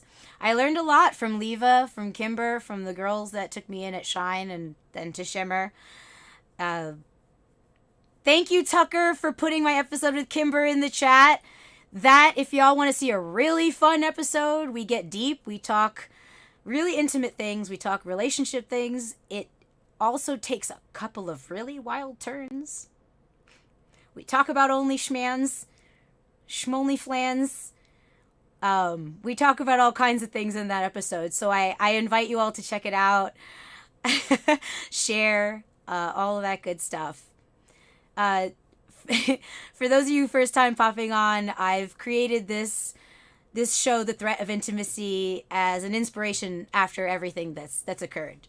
Being a wrestler for 15 years, my love of people and relationships, the tabooness of intimacy, how people usually think it's just physical things, how intimate things can be just by being on the road with someone for a long time, or, you know, all of the in-between, and providing a space for people to be able to talk about those hard things, because I think it takes a lot of practice, and that can be really scary and uncomfortable.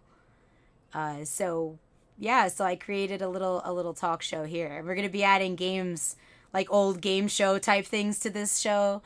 I have a wheel. We have an eraser board. I have no idea how we're going to do it, but we're going to make some really fun things. I know that the wheel, so far, if you guys want some teasers, the wheel will perform like Jeopardy. Kind of like in the sense where if it lands on something, it's going to have some topics. So it'll like, so some of the topics, I'll give you some teaser spoilers, whatever they're going to be. They're going to be something. What are the topics on the wheel is going to be butt stuff. I just want to let that hang.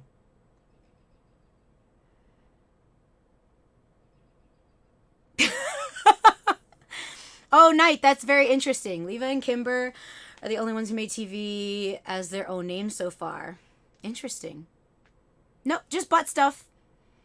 We'll have guests on here. It'll be open to the chat. It'll be like an open-ended question. I guess that I don't know if a pun is intended. Oh,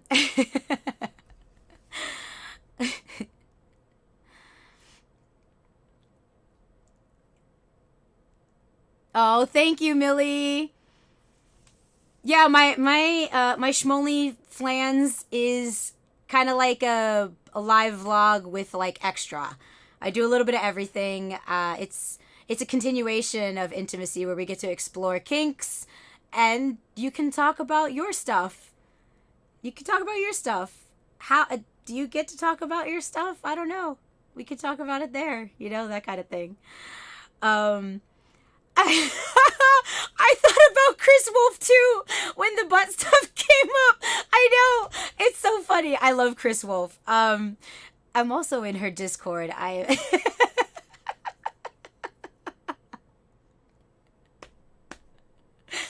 And I think it's a wild thing. Like, how do you approach talking to partners about things that you might want or that you don't know if you want, but you want to see if you can talk about it or can explore it. Some people are very comfortable with that. I can be very comfortable with that. Not everybody is, though. I definitely miss Chris Wolf as well. Yeah. I also thought about Bob's Burgers with the butts, butts.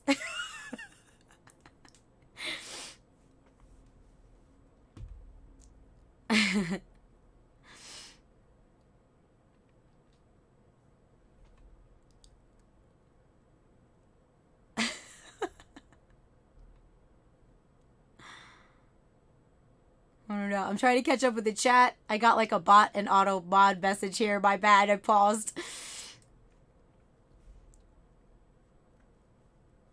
Let's see. Oh, Leva, how was the rest of your stream? Everybody, it's Leva's birthday. I know a lot of you are from Leva's raid. How was the rest of your stream? Millie, thank you. only Schmolly Flans. It's not. I don't know if you can say. I feel like you can say anything here now because I was watching other Twitch streams one night, and I just watched a whole bunch of people doing like just chatting and talk shows, and they were doing karaoke, and I was like, oh, I think you can do a lot here. Like, I think you can do a lot more than I've been doing.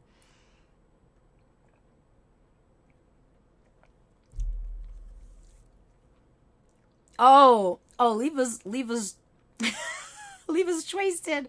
That's a wonderful place to be.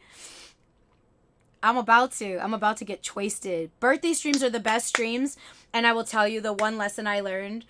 Leva, save your stream right now. Hit download. Download that motherfucker. Because I missed my birthday stream, and I want to thank every single person who was with me on my birthday, who celebrated, and we partied, and we had one of the best streams. I was doing a gaming stream, and it was just like so much fun, and there were a bunch of people there with a really rowdy chat. Save your birthday stream. It's going to be one to commemorate. Download it right now.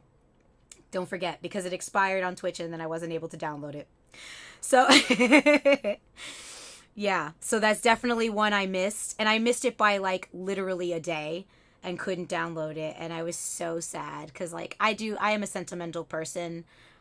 I'm so sentimental, and I was like, my birthday stream, no. Yeah, and there was like no weird way to like get it, or that was just a lesson I had to learn. Yeah, I was like, oh. So now I right away, as soon as the stream ends, I download it, or remember to download it before I do it. Yeah. Oh yeah, when I can afford it, I try to subscribe to some of our fellow Wrestle Babes only fans, but at the moment I have a big startup. I'm unable to support everyone's. So what I do is I try to like, you know, retweet the link or post the link. I say retweet as if I'm on Twitter much. I am a little bit now. But I try to share links and things like that to help support everyone. We're all working really hard and doing our best, and that is my main, that is currently my only source of income. That's my main job. That's my only job. This is my passion.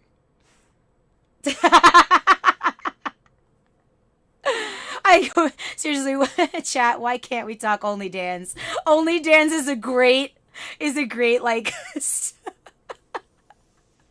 We're Only Dans is like a great name for the site. Oh, Millie, that's a good question. I don't think so, but that is a good question to like see if anyone else had for some reason like caught it or saved parts of it or anything like that. So it changed, Only Dans. You can't even use the word date on there, which is complicated because date also means like the day on the calendar. It's like a calendar day. Yeah, it's it's a calendar day thing. So if you say certain things, or if you're like, for instance, something that I find very personal is I do one-on-one sessions. And so one-on-one sessions can be, as long as you're respectful, like you talk to me because I'm a person. Like you talk to me like I'm a person because I don't have a bot or a manager. It's me. You're talking to me on there. Between the millions of things I do. So as long as you're talking to me, we can pretty much design it. And so I have some guidelines and rules, and then I let you know if you want me to watch something of yours, you pay tribute, because it's my time, energy, my eyeballs, my investment. You know, we're not dating, although I can't really type that now on the thing, and so I'll ask for that, and then like a lot of times like they don't tip back, but if I try to like say certain words on that to be like, excuse me, here are some of the play rules, you know, if I were to watch something of yours, please tip, because that's part of our interaction. They're like, you can't suggest people to tip you, and they'll like remove my DM, and I'm like, how am I supposed to function if I can't ask you for a tip, because that's what we're doing here.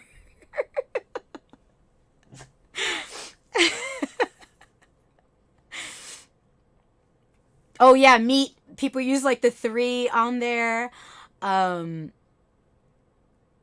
I try to be as fair as possible. If anyone on here that's like first time in our chat or rating from the chat and hasn't been on here and has any questions for me or AMA, threat of intimacy is kind of like a very open, raw, vulnerable space. So now is a perfect time to get those TMI, as Leva would put it, questions. Thank you, Millie. I got 5 animals, I got a dream, and I got chapter 2 to start. Oh, C. Like, C is a good one. Thor's like throwing carrots in the background. It's the same as charity or society. Yeah, exactly. But yeah, I do have a really good time doing it, but also like that, I do it, but also like that pays my rent. Hey, buddy, do you want to go get water or something? Are you thirsty? I love when he's like, see if I can, this is what we got. Hey, buddy. You say hi to everyone. Oh. Oh. Oh. Will you do it? Will you do it? God, I don't know if I could see if I can like place this for you all to see. If I can do it.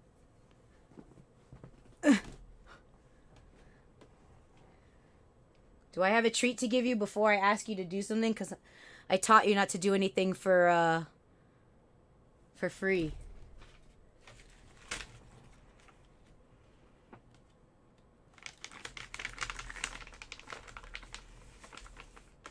Only fan boards.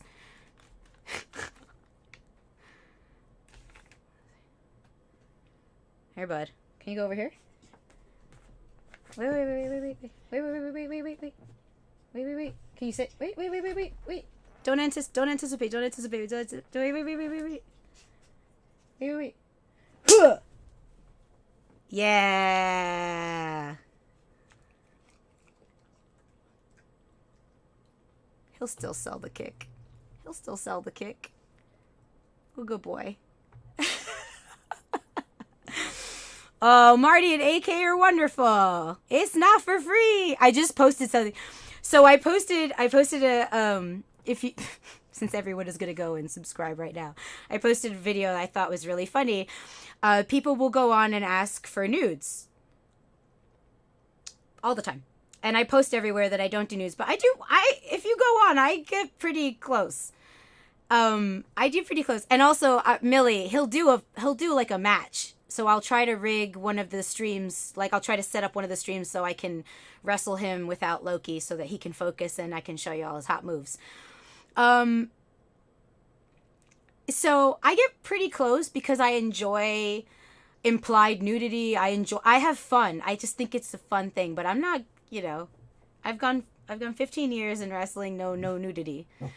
Oh. And so people will just come on and be like, are you showing, are you doing nudes yet? And I'll be like,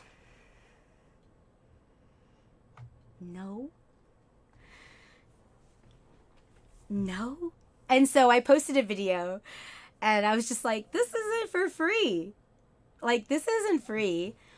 And if I reply to someone sassy, they go, well, I'm so sorry to offend. And, and I tell them, well, you signed up for the Limb Reapers page. Like, you signed up for my page. Like, I used to kick the crap out of people and put them in pretzels. Like, have we forgotten? Has it been long enough where you've forgotten? Do I have to go wrestle so that we remember who I am? And so I go like, yo, I mean, if it's cool. If you need to see it, I'll go put someone in a pretzel real quick so you remember that that's why you love me. You remember that what brought me to the dance, right? So you're here. So you signed up for the Limb Reaper. So of course I'm gonna bust your balls because you're asking me to go nude for free. Like, no way. And I was like, but if you're gonna come to me, make me an offer I can't refuse. Ahoo. Go ahead. I get you water. Make me an offer I can't refuse. That's all I'm saying.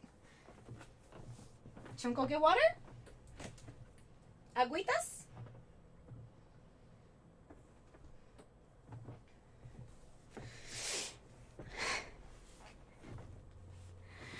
Most people think OnlyFans is porn. It's not, and implied nudity is more than enough. I don't need news. Right, right. Especially because once you get there, then where do you go? You know what I mean? Where do you go? Where do you go from there? Oh, I love the interactions. I love getting to know people. I'm coming up with like an automatic message that everyone will get.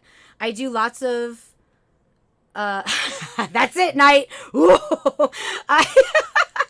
I'm coming up with like an automated message at the beginning when you subscribe, just to kind of get some more info, because I try to remember everybody that's on there and like what their kinks are and what they like, so I can gear content towards you. Like I'm doing it for me, sure, but like I'm doing it for you. It's the same reason, like I'm wrestling for you, I'm performing for you. I'm a performer.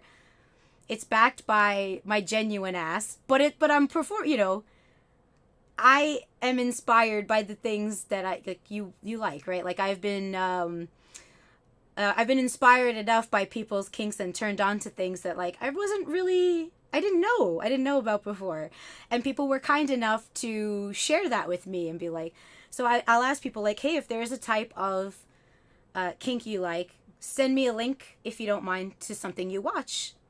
And people are like shocked by that, and I'm like super into it. Like, yeah, send me a link. I'll watch it and I'll see what it is, and then I'll interpret it and make it my own artistic thing, you know? Thank you, Millie. I really appreciate that. Nothing too odd, but for many, not as tasty as nudity. Yeah, I guess nudity can be tasty. I really like, my favorite is the drum roll. For those of you that watch How I Met Your Mother. Something that I think intensifies an orgasm. Something that, right, like we all know what that feels like, I hope. And if not, it's on your way.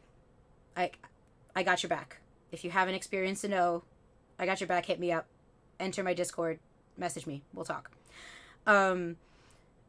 And so that can be intense, and it can also not be intense. It could be doubled, it could not be doubled. It could go on for a while, it could not go on for a while. It could be, it could be long or short. How we achieve that is what makes the experience, right? I was just talking to my brother the other day. I know that's a weird segue, but it was about wineries. You go to a winery, and you want to have good wine, but you also want to have the experience. You want to have BJs and fireworks. BJs, like that's what you want, right? And then you buy a bunch of the wine because you had the whole thing. You had the whole experience. That, and then you got this, and you're like, and then nothing has ever tasted better than that wine. Oh, that's my goal for Schmonly Schlans. Shrimply Flans.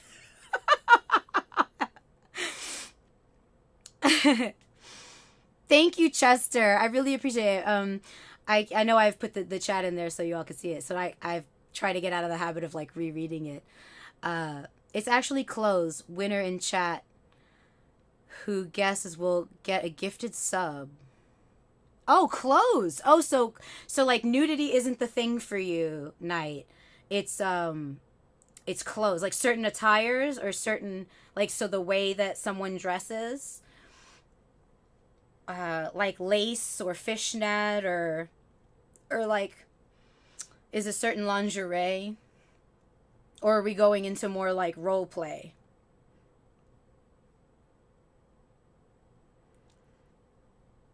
Am I getting warmer or colder?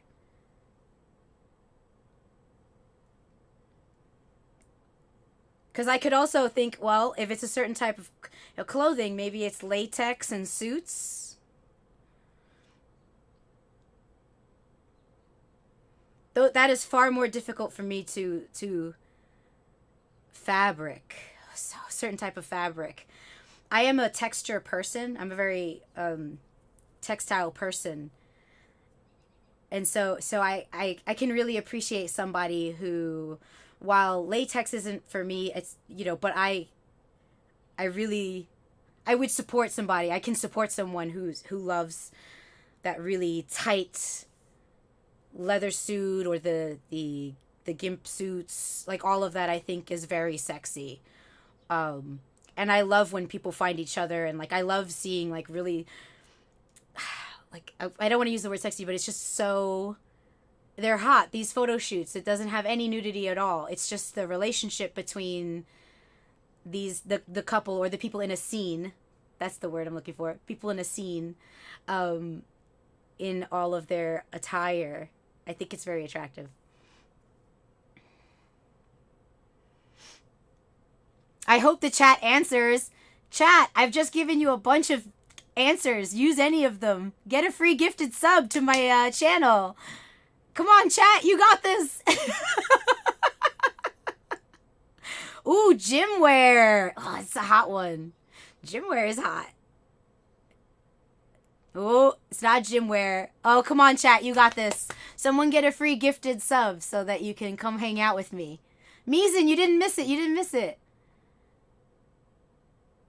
Millie, are you saying you're a prude?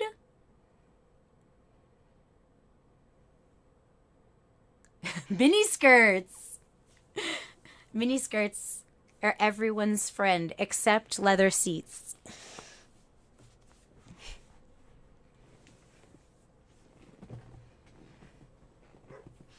Close to mini skirts. Interesting.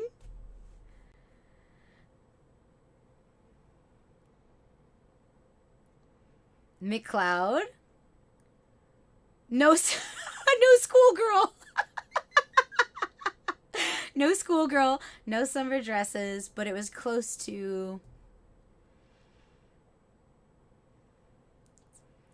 Millie, why do you feel you're a prude? You and I can talk while the chat deliberates. We'll check in with the chat.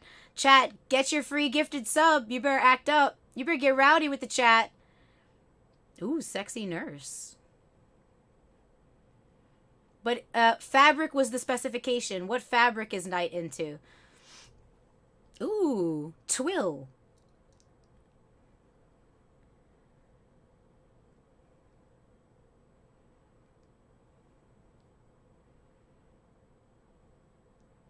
Latex and burlap. Yo, Pyro. Pyro, I hope it's burlap. Oh, it's closer to that. Yeah, okay, but Millie, it can explain a lot, but a preacher's kid could also mean that the person is so held tightly or raised so sheltered, restricted, that they could be raised so strict that they then overcorrect and they can go the other direction. So, do you feel you're a prude? What defines being a prude? Do you feel comfortable sharing your kink?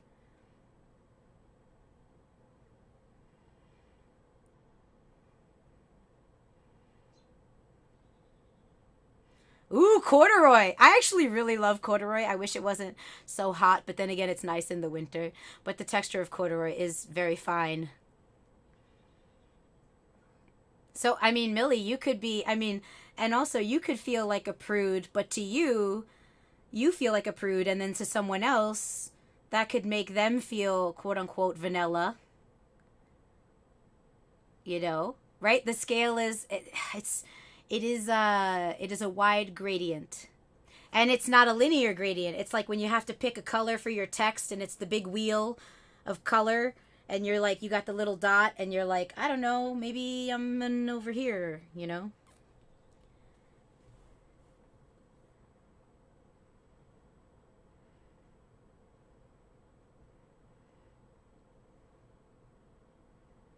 It's not a brand. It's not a brand. You also wear a mask.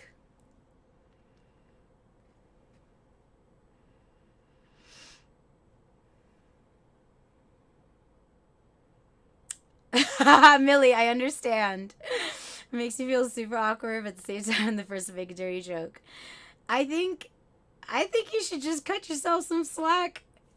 I understand. I mean, I was raised a Catholic school girl. A Catholic girl. I went to Catholic school. I was raised Catholic. And I could say that explains a lot, but does it? I am not Catholic now. Ooh, Lycra.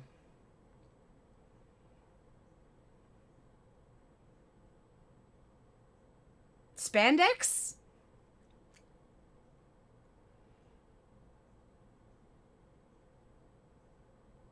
I know. I'm not guessing. It's not for me. It's for the everyone in the chat. You can get a free gifted sub if you win Knight's Challenge Balsa Wood. Isn't that a song? Or is the song? A Wonder Woman could get it.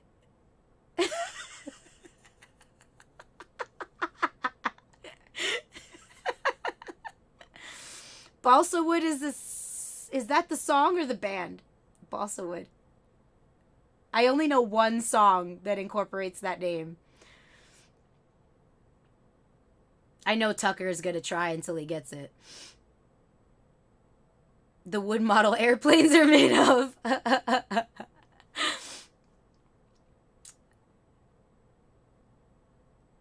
It's very soft.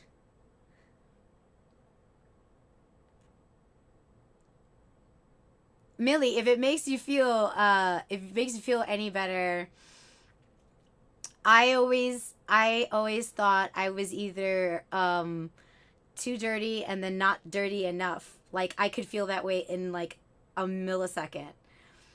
And I didn't really know how to explain my kinks or like talk about my kinks, like not explain them as if I have to like, right, like deliberate or whatever. But like if I'm in it with a partner, I didn't really know how to like talk about them. And for a long time I was actually in situations where I wasn't really supported. Just through experience. They didn't know how to support me. I didn't know how to feel confident. It was one of those situations. And I think it's just fun to kind of just be curious about it, because now I feel like, who knows? I like the kinks. In Tennessee. I remember living in Louisville. Champagne Kenny, what's up? Welcome to the chat.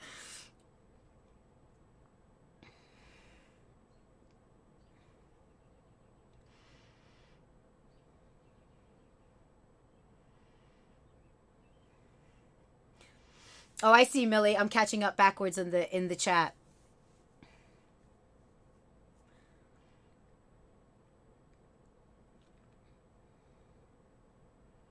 Living with parents is difficult. But also it can be helpful. I know I miss my mom. I mean, she lives in Jersey, but I know that at some point I'll be regrouping with her.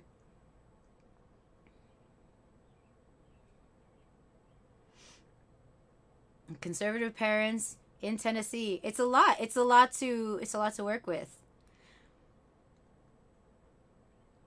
But if you ever want to talk, or if you ever want to like, chat, my door is always open. Feel welcome. I know that it can be overstimulating and overwhelming in a chat with everybody as well, and especially with what I'm reading. I do want to invite you to have like your own brave space outside of everything. So you're more than welcome. And it doesn't have to be through Only Dance. You could just have a buddy. What did we win? We won. Let's see. Oh, it's leather. How did we do everything but leather? Woo! think leather is great.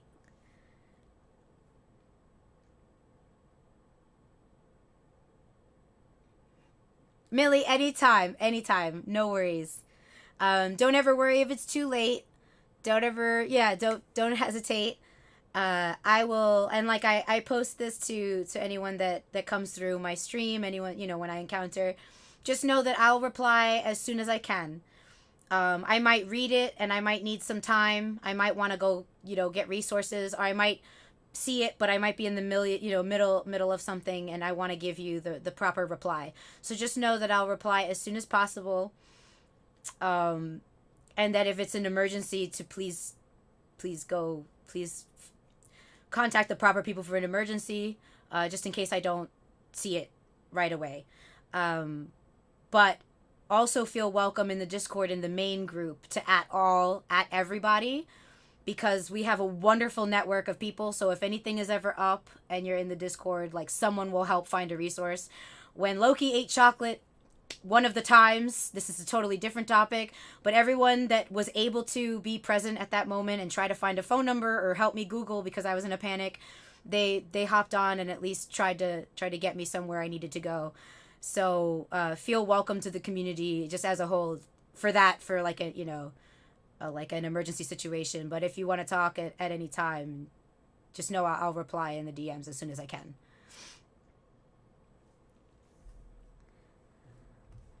I love when I lean in, it's usually because like a bot or a mod like messages me and I'm like, I can see, I have 20/15 vision. These are for blue light because of my migraines. And I'm like, what? I can't see. Oh, you know what? That's fine.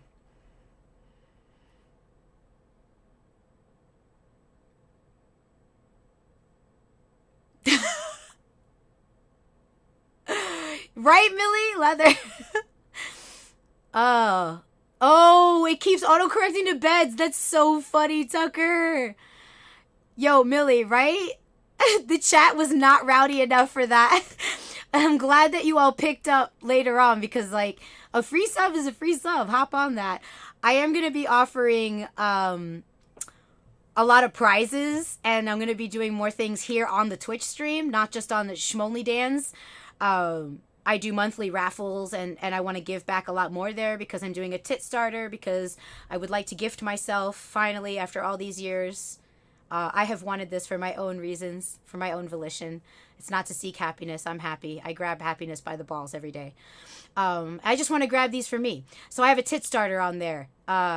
So I'm doing raffles for that and giving away prizes. And I'm going to do an actual topless photo shoot when I achieve that goal and I get them. So that's a whole thing. But for here, I'm going to be doing a lot of giveaways and prizes and things like that. I love when Leva does it, and I just didn't have the time during school to do it. So I'm definitely going to be incorporating that here. Oh, I get it now, Knight. I get it. Yo, Knight, I'm with you. Like, hell yeah.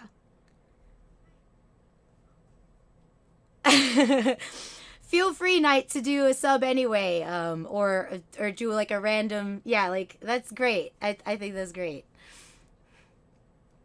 You can definitely, what do we got here? Oh, Chester just has Prime Gaming. I think a sub is available.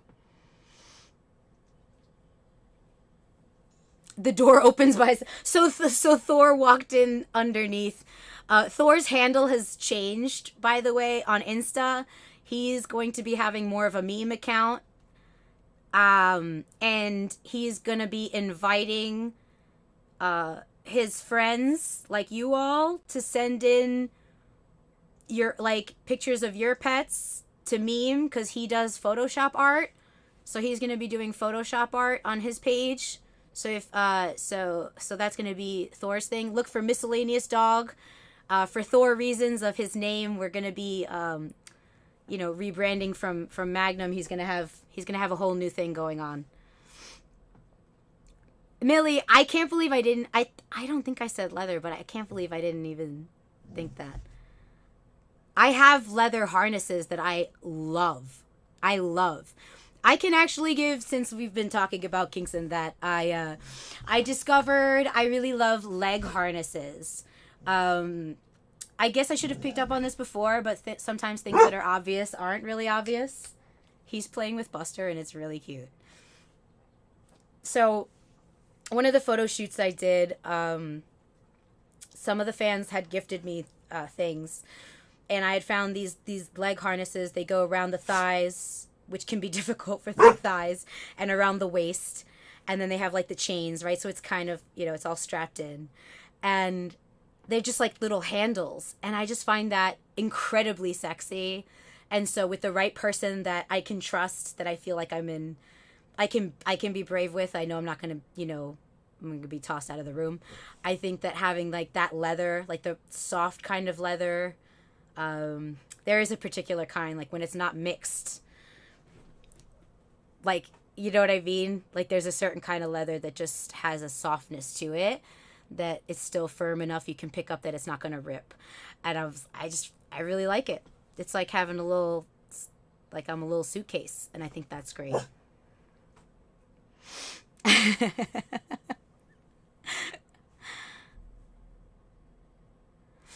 I like Champagne Kitty. I like boobs, right? We like boobs. We all like boobs here. Leather pants and not skirts. Leather skirts I really like. I would get a leather skirt. I would just get it closer to a mini because the height of me, it's a little bit difficult. Yeah, nudity is empowering. I would want to do it really tasteful. I think it's just the allure of it. I like the drum roll of it. And even when I do this photo shoot, like it's going to be different. It's not just going to be like a nude photo shoot. It's just going to be like a whole thing. So it's not just going to be like, here they are. It's going to be like a whole drum roll, because the tease is more enticing. The build up beforehand. That's how you get the big pop.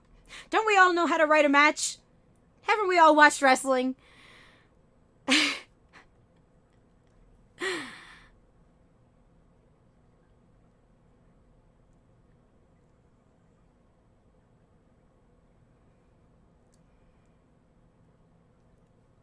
Oh, I guess they don't have a lot of leather. Oh, that's interesting.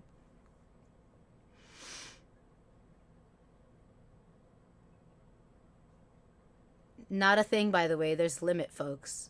What do you mean by not a thing, by the way? In reference to what, Night? Thank God for workouts. Been going to gym since last few months. I just want to make sure I have which part is not. I'm sorry, I just misunderstood that. I'll always say I definitely appreciate a woman that can rock a suit. I love wearing a suit. I actually have a photo shoot in mind where I will be in drag.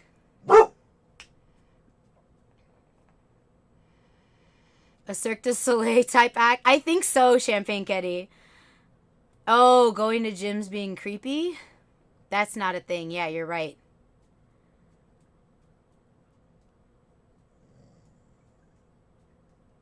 Gym is for working out. Gym is definitely for working out. Come here, Baba. Come here. Come here. Thor thinks gym is for working out too. And for belly rubs. When he goes with me to the gym, he likes the mats that we put down for stretching. He knows to get on the mat, and that's it. But when someone else is working out on the mat, he also thinks it's his time to go and check up on them. Thankfully, everybody has been like, I know Millie. He's like, hey, listen, me. Night, congratulations. Congratulations. It's very hard to get started. It's very hard to restart, and it's very hard to stay consistent. So I'm very happy for you going, and I just stay with it, and it's okay. And if something happens, you will get back on the wagon, and I hope it doesn't, but just know that life ebbs and flows, and I support you. I've got your back. You're gonna do it. I am restarting the gym. I had to take some time off because school was just, I couldn't leave like this room or the office. Like I created multiple offices with my laptop to just do homework, and I never thought that would be me in a million years. Like if you asked me, I would never sacrifice the gym, because that's also how I clear my mind, and like it's my church, and that's how I get myself in the best way to be. And I literally lost it. It's bananas. Pyro, that's why I do it. That's why I do the, hey, listen, I have Navi. I have a little Navi. I have a bunch of these little dudes that light up. I have to hang them up. And then I have the heart container is this tattoo. With a tarot card of the world that says it's dangerous out there. Take this. Come here, bub. Yeah. I haven't played the new Zelda yet, but I want to pick up a physical copy and actually get it. I don't want to just like download it and buy it. So, it doesn't like eat up my Switch alive. Yeah. But it's very exciting. But yeah, leather. So since we were talking about leather and you all were sharing, leg harnesses is definitely a thing for me. Better shape than... Yo. Champagne Kenny he's kicking ass. Champagne Kenny is kicking ass, and I'm going to give it up. And I'm going to say thank you, Champagne Kenny, for coming back around, for doing you, for giving yourself the love and attention you need, for giving yourself grace. Thank you. Check out so I found a couple websites, but some of them take forever, and they don't give you like if you're ordering leather from them, they're really cute, and they have like pastel leathers, and they make neon for the summer, and they're very appealing, and I want them, but then they don't give you like a receipt that you bought it, and it's really nervous. I get really anxious. So I am going to look for more sites. But I've looked up things like leg harnesses specifically, or body harnesses. The ones for the top are harder for me because I just I'm stockier, so sometimes the straps don't have the ability to like customize as much. So I have to be careful. I also have a strap-on. I have 2 strap-on harnesses, and I didn't know how to put them on. I've never done it in my life. I've always wanted one. I came out the pantry a couple years ago. And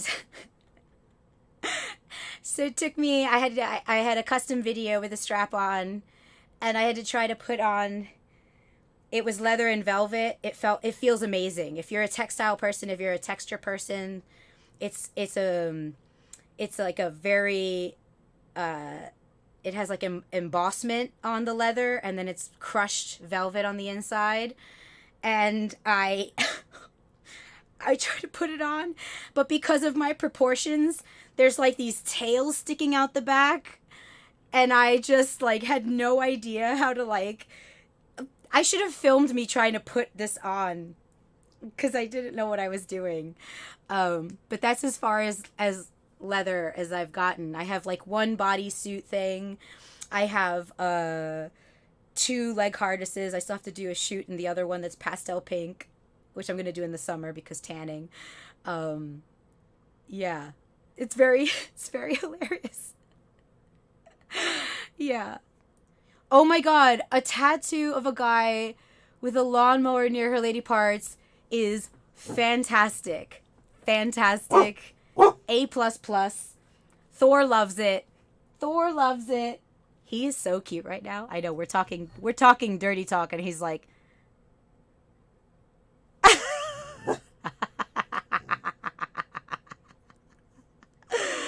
oh my God, I cannot with him. Mario Party guys in chat. Hey, I like Mario Party. I never get to play, so I'll do it on a stream with everyone, and I'll make it for subscribers so that we can all play, because I never get to play. I have Mario Party, but I never get to play. Vammy website, do not order there. Apple still have hacked apps. Oh no. Yeah, I recently got my identity stolen. I got it thefted. and I had to like do that whole thing. And I still have to deal with that. I failed to mention earlier, but I'm a mod for Eve on their YouTube. Oh, well, cool. Oh, that's so cool, Millie. That's awesome. No worries. That's okay. We're sharing the network. Yeah, I'll be doing more video game stuff during the week. So I'm going to kind of like parse out the schedule and post it as soon as I work that out. But what comes next here is this coming week, we will have a guest on Sunday for the Threat of Intimacy to get back on schedule. So we'll have a guest this coming Sunday. And then we'll take callers. I have the ability to take video callers in. I also want to have the ability for people to call like on either Discord or a phone number. So I'm going to set up the Discord so people can call in like an old show, like an old radio show. So you all could call in and be like, hey, I have this situation. Like, what do you think? Or, whatever. Like, can we talk about this thing? Or what do you think about this? Hey, Aylor. So I'm really excited about that. My cat is wrapped up in the fairy lights. That's really cool. Some topics that we're going to be covering that you all have contacted me about. One really good one was, how do we know how to approach boundaries? Like, how do we make boundaries? How do we talk to each other about our boundaries? If we feel like our boundaries have been crossed, how do we address them? How do we have the conversation about it? What are healthy boundaries? How do we hold the line for those things? I've had a few people bring boundaries up to me, so that's going to be an episode. I've also had you all contact me about respect. Like, how do we handle respect in friendships, in professional relationships, in personal relationships, when we feel we've been disrespected, or when we have accidentally been disrespectful, or, like when we're not aware, right? When we're not aware that we've been disrespectful, or it's a cultural difference. So that can come off, right? Like for cultural difference, personality difference, environmental difference. How do we approach the topic of respect without coming across like, yo, like, you need to respect me? Because, like, I don't know, who's doing that, right? Right, yeah, how do we handle respect in a mafia type situation without, needing to find the nearest river? So those are some topics that have come up that we'll be handling. I kind of want to have like themes for the episodes a little bit. And I'm going to be doing more like live streams of us doing stuff. So you'll get to see more what I'm doing, what we're doing, how we're doing. I'm very excited about that. Talking about love languages. Love languages is going to be coming up. Why does objectification happen? Like, and then how do we manage it? Because we're talking about it now after years of generational trauma. Compromise versus co-creating our environment. A lot of people over the years have like, oh, a relationship just takes compromise. You're just going to lose. Like that instills a whole bunch of things we don't want in a relationship. But what if it's not just compromise? What if it's co-creating? What if it's, well, I really want this and you really want that. How do we work together to achieve that? I want you to have that and you want me to have this. And these are things that we want together. Right? And that can also stand for the things in the bedroom as well. Right? Like, you've never experienced that. I'd like you to experience that. I don't know if that's my thing. How do we work together? So how to co-create within a relationship is going to be really important. Let me see what we got here. Oh, we talking about tattoos? A tattoo written out for me by Charlie Morgan. Oh, that's great.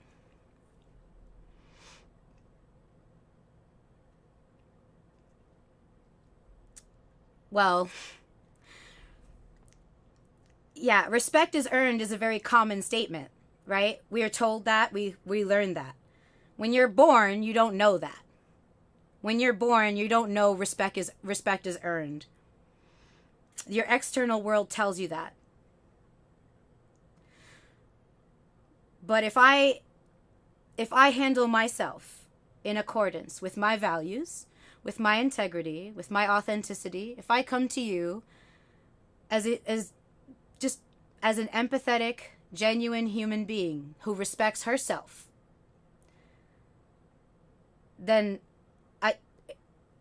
there's no defensiveness. Respect is earned is a very defensive statement, right? That's how it sounds to me. Right? You have to earn my respect. Right? So you're putting up a wall. Right? So I'm not allowed anything. I have to earn your respect. Right? No. That's fine, I suppose. But I'm not going to be playing a game to get your respect. I'm not going to change my behavior. I'm not going to change who I am. I am not going to act a certain way or play a game or do anything because I need to earn, as if you are above me, your respect.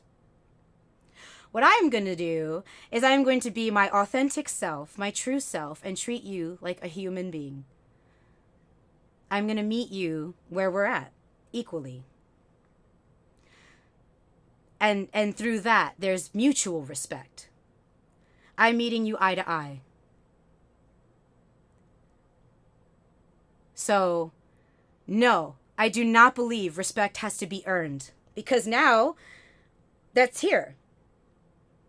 And if that's the way we approach relationships, that's not far from how we will approach love and the other aspects of our personality and the things that we need in our life.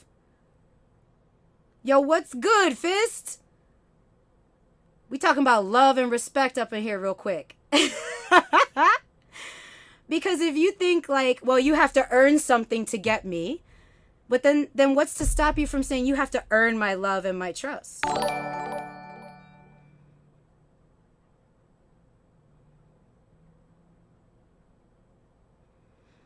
Like, you do not have to earn my trust and my love. I need you to be one with yourself. I need you to be good with you. I need you to love you. I need you to find meaning within yourself. That's what I need. Because we're all from one, from my point of view. I need to love myself. I need to come correctly for me. I'm going to have bad days. I'm going to have good days. I'm going to have all the days. I don't see things as like I'm trying to steer away from classifying my emotions, because all that does is cause like rumination. So if I feel some emotion pass through and it has a connotation like, oh, I shouldn't have said that to myself. Okay, well, now I'm just dogging myself. So now I'm in a negative automatic pattern here. Now I'm talking negatively to myself. That's violent language. I don't want that. That infiltrates. No. So what I need to do is I need to come with compassion. Because if I learn how to soften my voice to myself, which is the hardest one of all, I am going to know how to have more empathy for you. I'm going to know how to create space for you. I'm going to know how to make a brave space for you. So in all of that, then there's no out here. But love, respect, trust, it's not to be earned. Those are defense mechanisms against intimacy. That fights intimacy. No, that's not to be sorry. Don't apologize, Night. This is the show. This is what I love. This is my passion. No sorry. Not at all. I'm so glad you brought it up. I'm so glad. I'm really happy. I'm genuinely happy. The threat of intimacy is exactly that. I want to talk about all of that. That brings me joy and happiness, because I think we should have language around all these things. I get joy of floating in between what is lighthearted and what is the deep ocean. I know my friend Tom teases me because I'm a Pisces. And you all know me as the sugar creature, the Archduke, the Limb Reaper. But I am as deep as the ocean.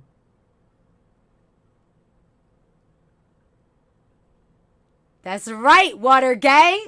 I don't have a symbol for that, but I'm sure it's, we'll come up with something. I don't have a hand symbol.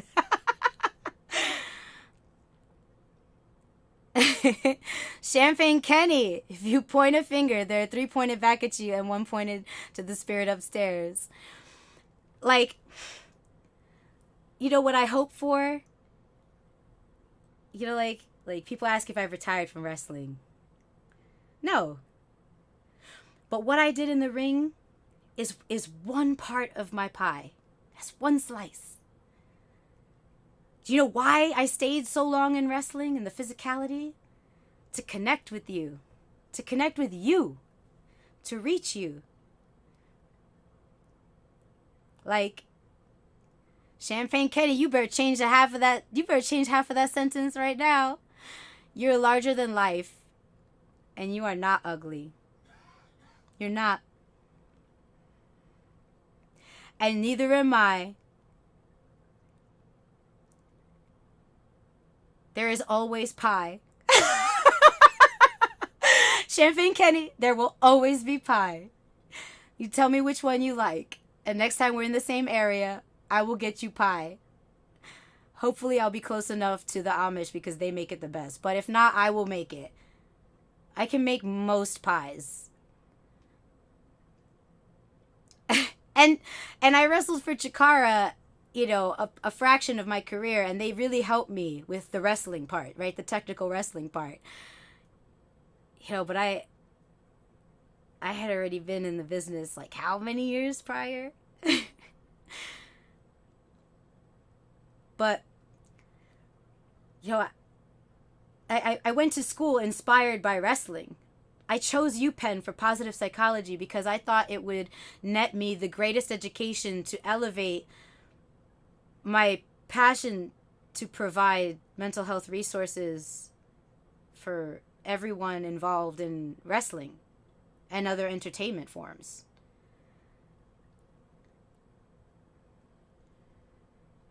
I wish I knew more about astrology so I could comment. I gotta get Tom back as a Cancer and he's a Capricorn and that's all I remember. Oh, Delirious. Delirious is always very kind to me. I'm very grateful. I'm grateful to have shared ring space with him and to have learned from him. Oh, part of the water gang. What up, what up? Thank you, A-Lore, for letting me know.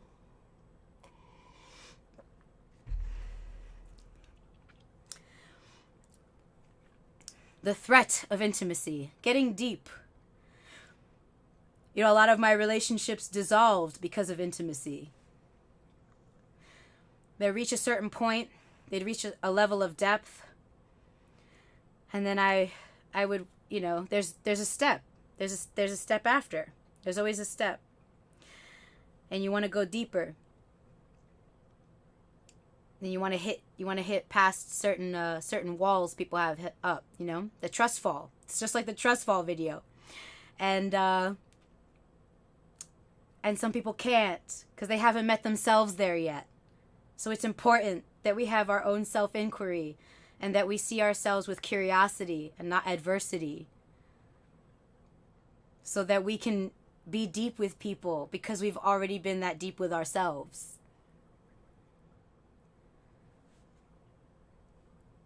And it's not easy. And what I'm saying is not easy. And that's why I'm pursuing this in this fashion. And why I'm going to make it fun with games and cue cards and raffles.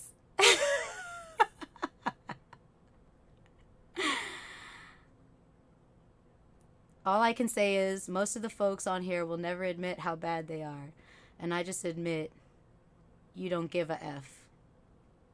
Why? Who doesn't give a F?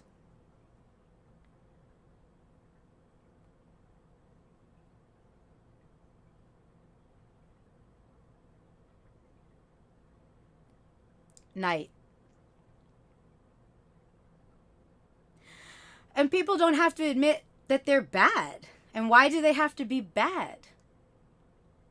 And why does everything, if we're evolving away from a binary, and it's a question, remember, I'm a passionate person, so I will talk very, loud. But why do things have to be a binary? Like good, bad.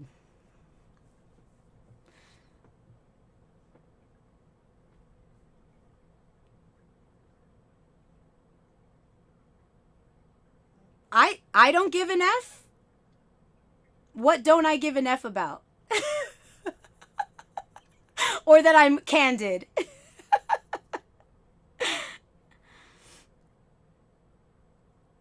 Lord, people aren't good or bad.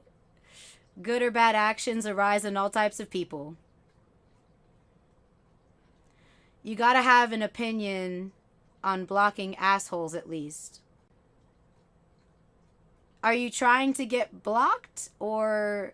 So, I don't understand your mission.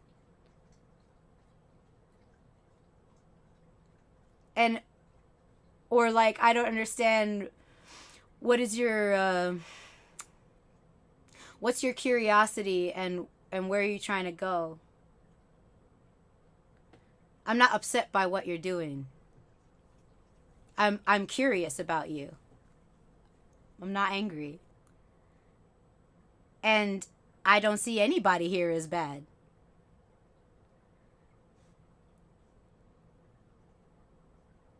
I agree, Alor. If someone's unproductive and you want to protect your energy, I think, yeah, if someone is, if someone's getting truly out of hand, and we've talked about it, and we've gotten to that point where I think, hey, I've already spoken to you, and this seems like there's a lack of digestion, then we can proceed with a block. But we haven't reached that point, I don't think. I think the chat can agree that, as I adjust myself so I can sit on my little legs, I don't think we've gotten to that point yet, because I'm still very curious.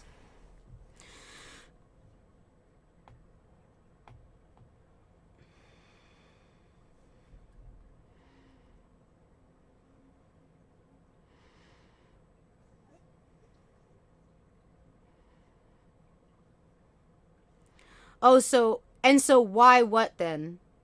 I just didn't understand the form of the question.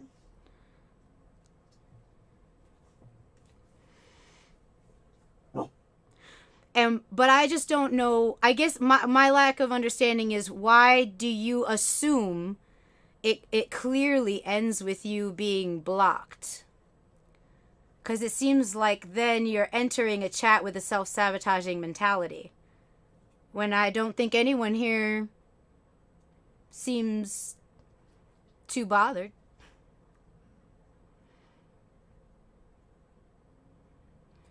And things can mean and represent things, for sure. They can, absolutely. And I agree with Alor again. Yo, Alor, where are you at, though? Where have you been? Hello, my beautiful goddess Solo. Happy sub-anniversary, my love. Heart, romantic face. Yo, romantic how did... face, romantic face, kissing face, kissing face, kissing face, smiling face with hearts, smiling face with hearts. What? Did you hear that? I don't know why I read it out loud. That's hilarious. Oh my God, that is madness and wonderful.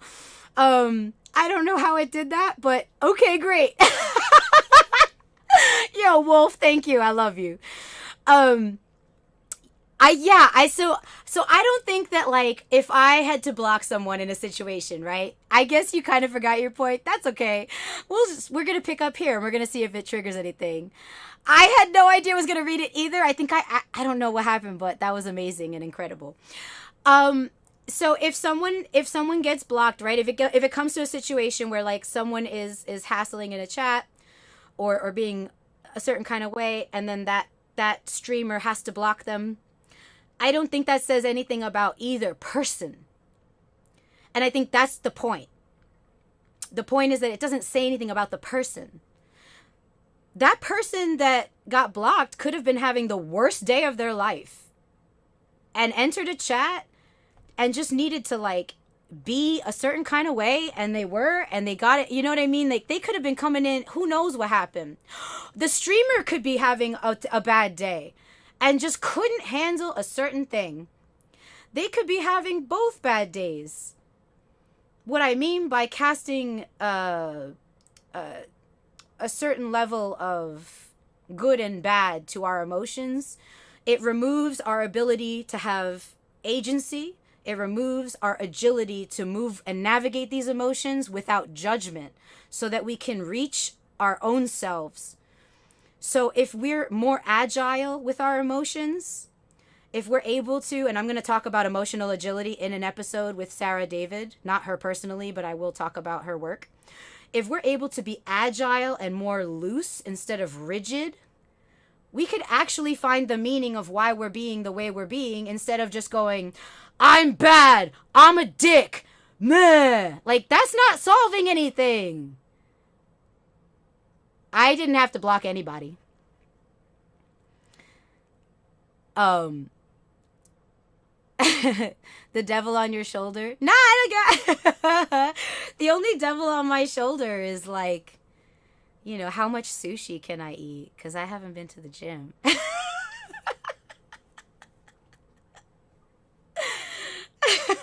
Hey Millie, welcome back. Welcome back.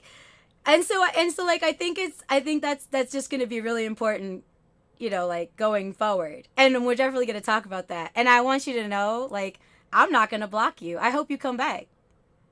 And I hope you come back and talk more on the show.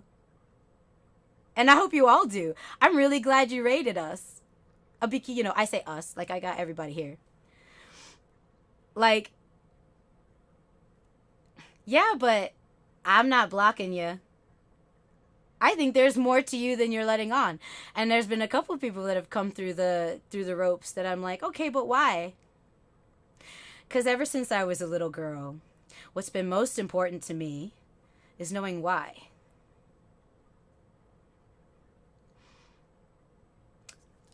When I was little, someone would say something mean to me, and it hurt. But I wanted to know why. Was it really about me, or did something happen to you? Are you okay? And if not, can I help you? It's not, the mean thing you said to me doesn't matter. It doesn't matter that you said the mean thing to me. Because what's more important is that you're hurt. And you're lashing out because you're hurt. That's how I was as a little girl. And that's how I've always been. I wish it always worked like that. Because I struggled, and it wasn't like that for me. And it still isn't. When you all rated me, I was reading from my journal. On the thread of intimacy, I offer what we call experiential assessments or assignments. Basically, it's self-inquiry things, or it's things we did in positive psychology based on the PERMA model of well-being by Martin Seligman, and a whole bunch of other stuff I can put in the chat for you so I don't give you word vomit, word salad. What this is techniques to literally practice to stave off depression and anxiety. Doing these small acts, doing these small entries, taking these small steps, just these assignments that we would do every week. And they'd be little things like, 1 week we had do 5 random acts of kindness. They have to be in 5 different places. They don't have to be anywhere. If you work from home, they could be anything. 5, and journal about them. Just journal about them. They don't have to be long. How did you feel? How did they feel? What was the thing? Then the next day, how do you feel? Something like that. And so every episode that I have a host or something, I'm going to work it out. I'm going to go back and I'm going to try and get as many as I can. And I'm just going to share them. And if you'd like to do them, great. They're going to be there for you. If you don't have the space for it now, you want to do it later, awesome. But I'm going to share them because I think everyone should have access to them. The research behind these things are that, A, they get easier. And they have been tested amongst so many different groups, right? You get groups, and then you broaden the experiment, and the research data grows, and then you broaden and you broaden and you generalize, and then the results you get are more stable. And they're showing 8+ months depending on how often you do it. So the more often you do all of these little things for the self, for others, I have a good one from Gottman that improves your relationship. It improves staving away negative affect between you and a partner. It doesn't have to be a romantic partner. It could be a friend.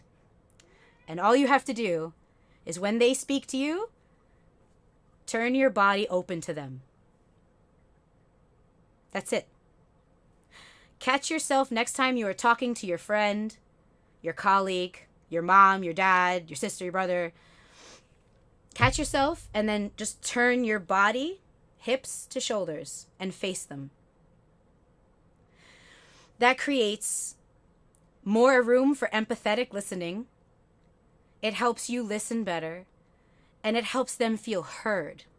Studies show it staves off negative affect, which means they will interpret that you are more present for them overall.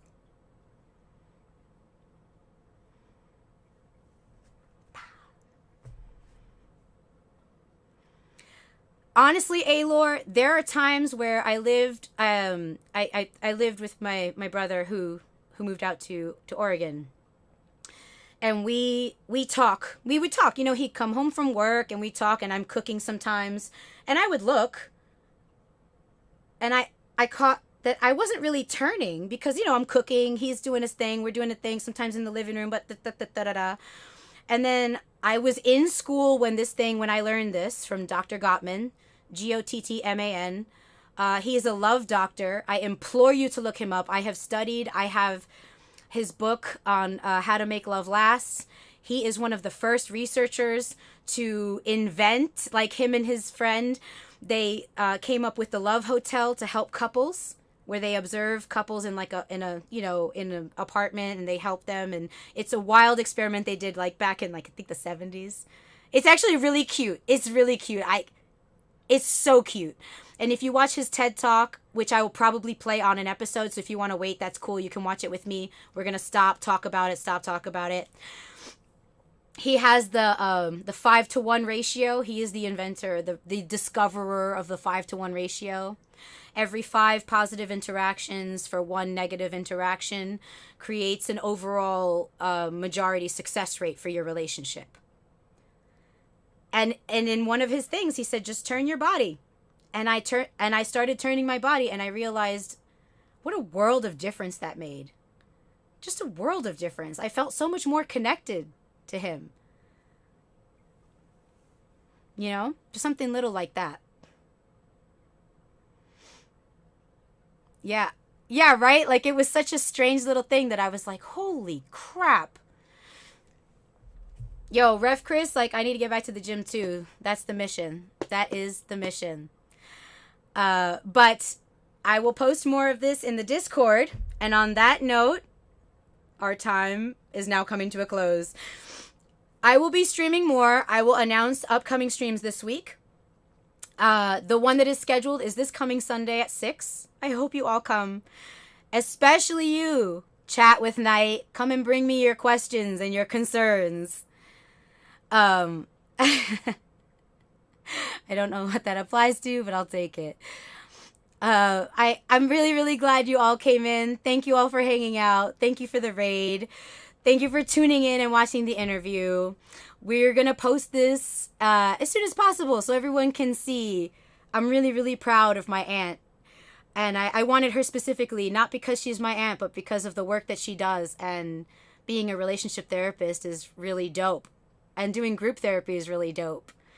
So everyone stay hydrated. Have fun. And remember that 5-to-1 ratio. I'll see you all this week on the TikToks and the Instas and the Twitches going live at random times. And maybe I'll do another Insta live and we'll go out on a random date somewhere.